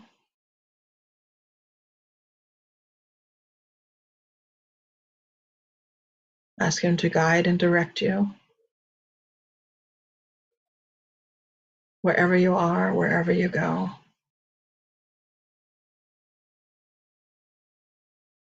And that wherever you go, that you go wholeheartedly. And that wherever you are, that you be there wholeheartedly.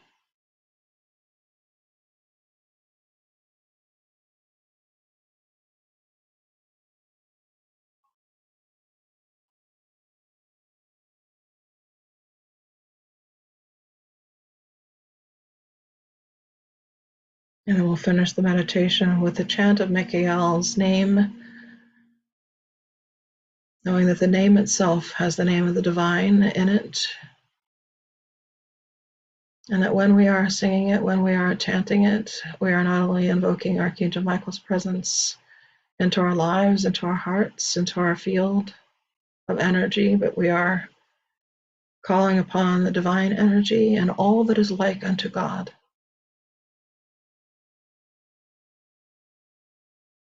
Michael,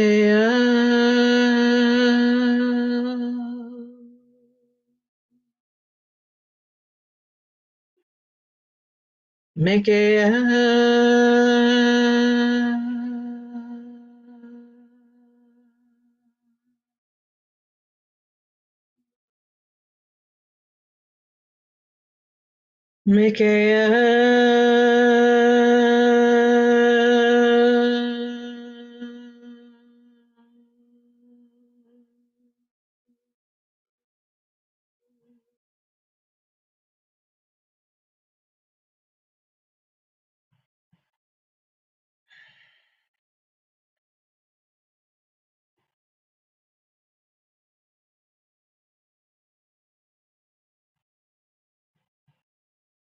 and then one more long, slow, deep breath.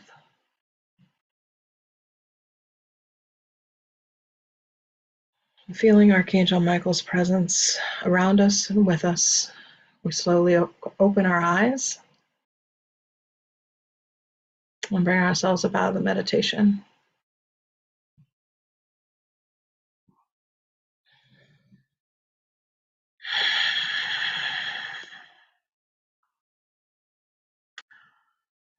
I want to thank everybody.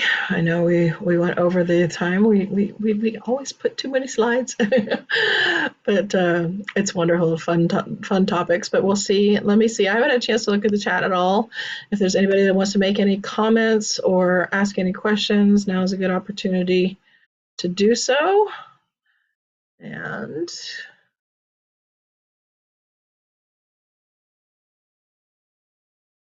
okay, let me see. I hope that sound problem got resolved. I think it did. Okay. Yes, there are Yeah. many portals throughout England, Ireland. Look up the Michael line, the Mary line. A lot of them are on there, along there. Not just the Michael Skellig. It's not just the only one. So it looks like, okay, that was going on for a while now. Okay. Okay. At least some people weren't experiencing it, it looks like. Oh, Nancy Lynn said it was Lake Louise, one of the most beautiful Yeah. magical places I've visited. I would put it in that category too. Out of all the places I've ever visited, it definitely is in one of those most magical, most beautiful. Is that Nancy Lynn?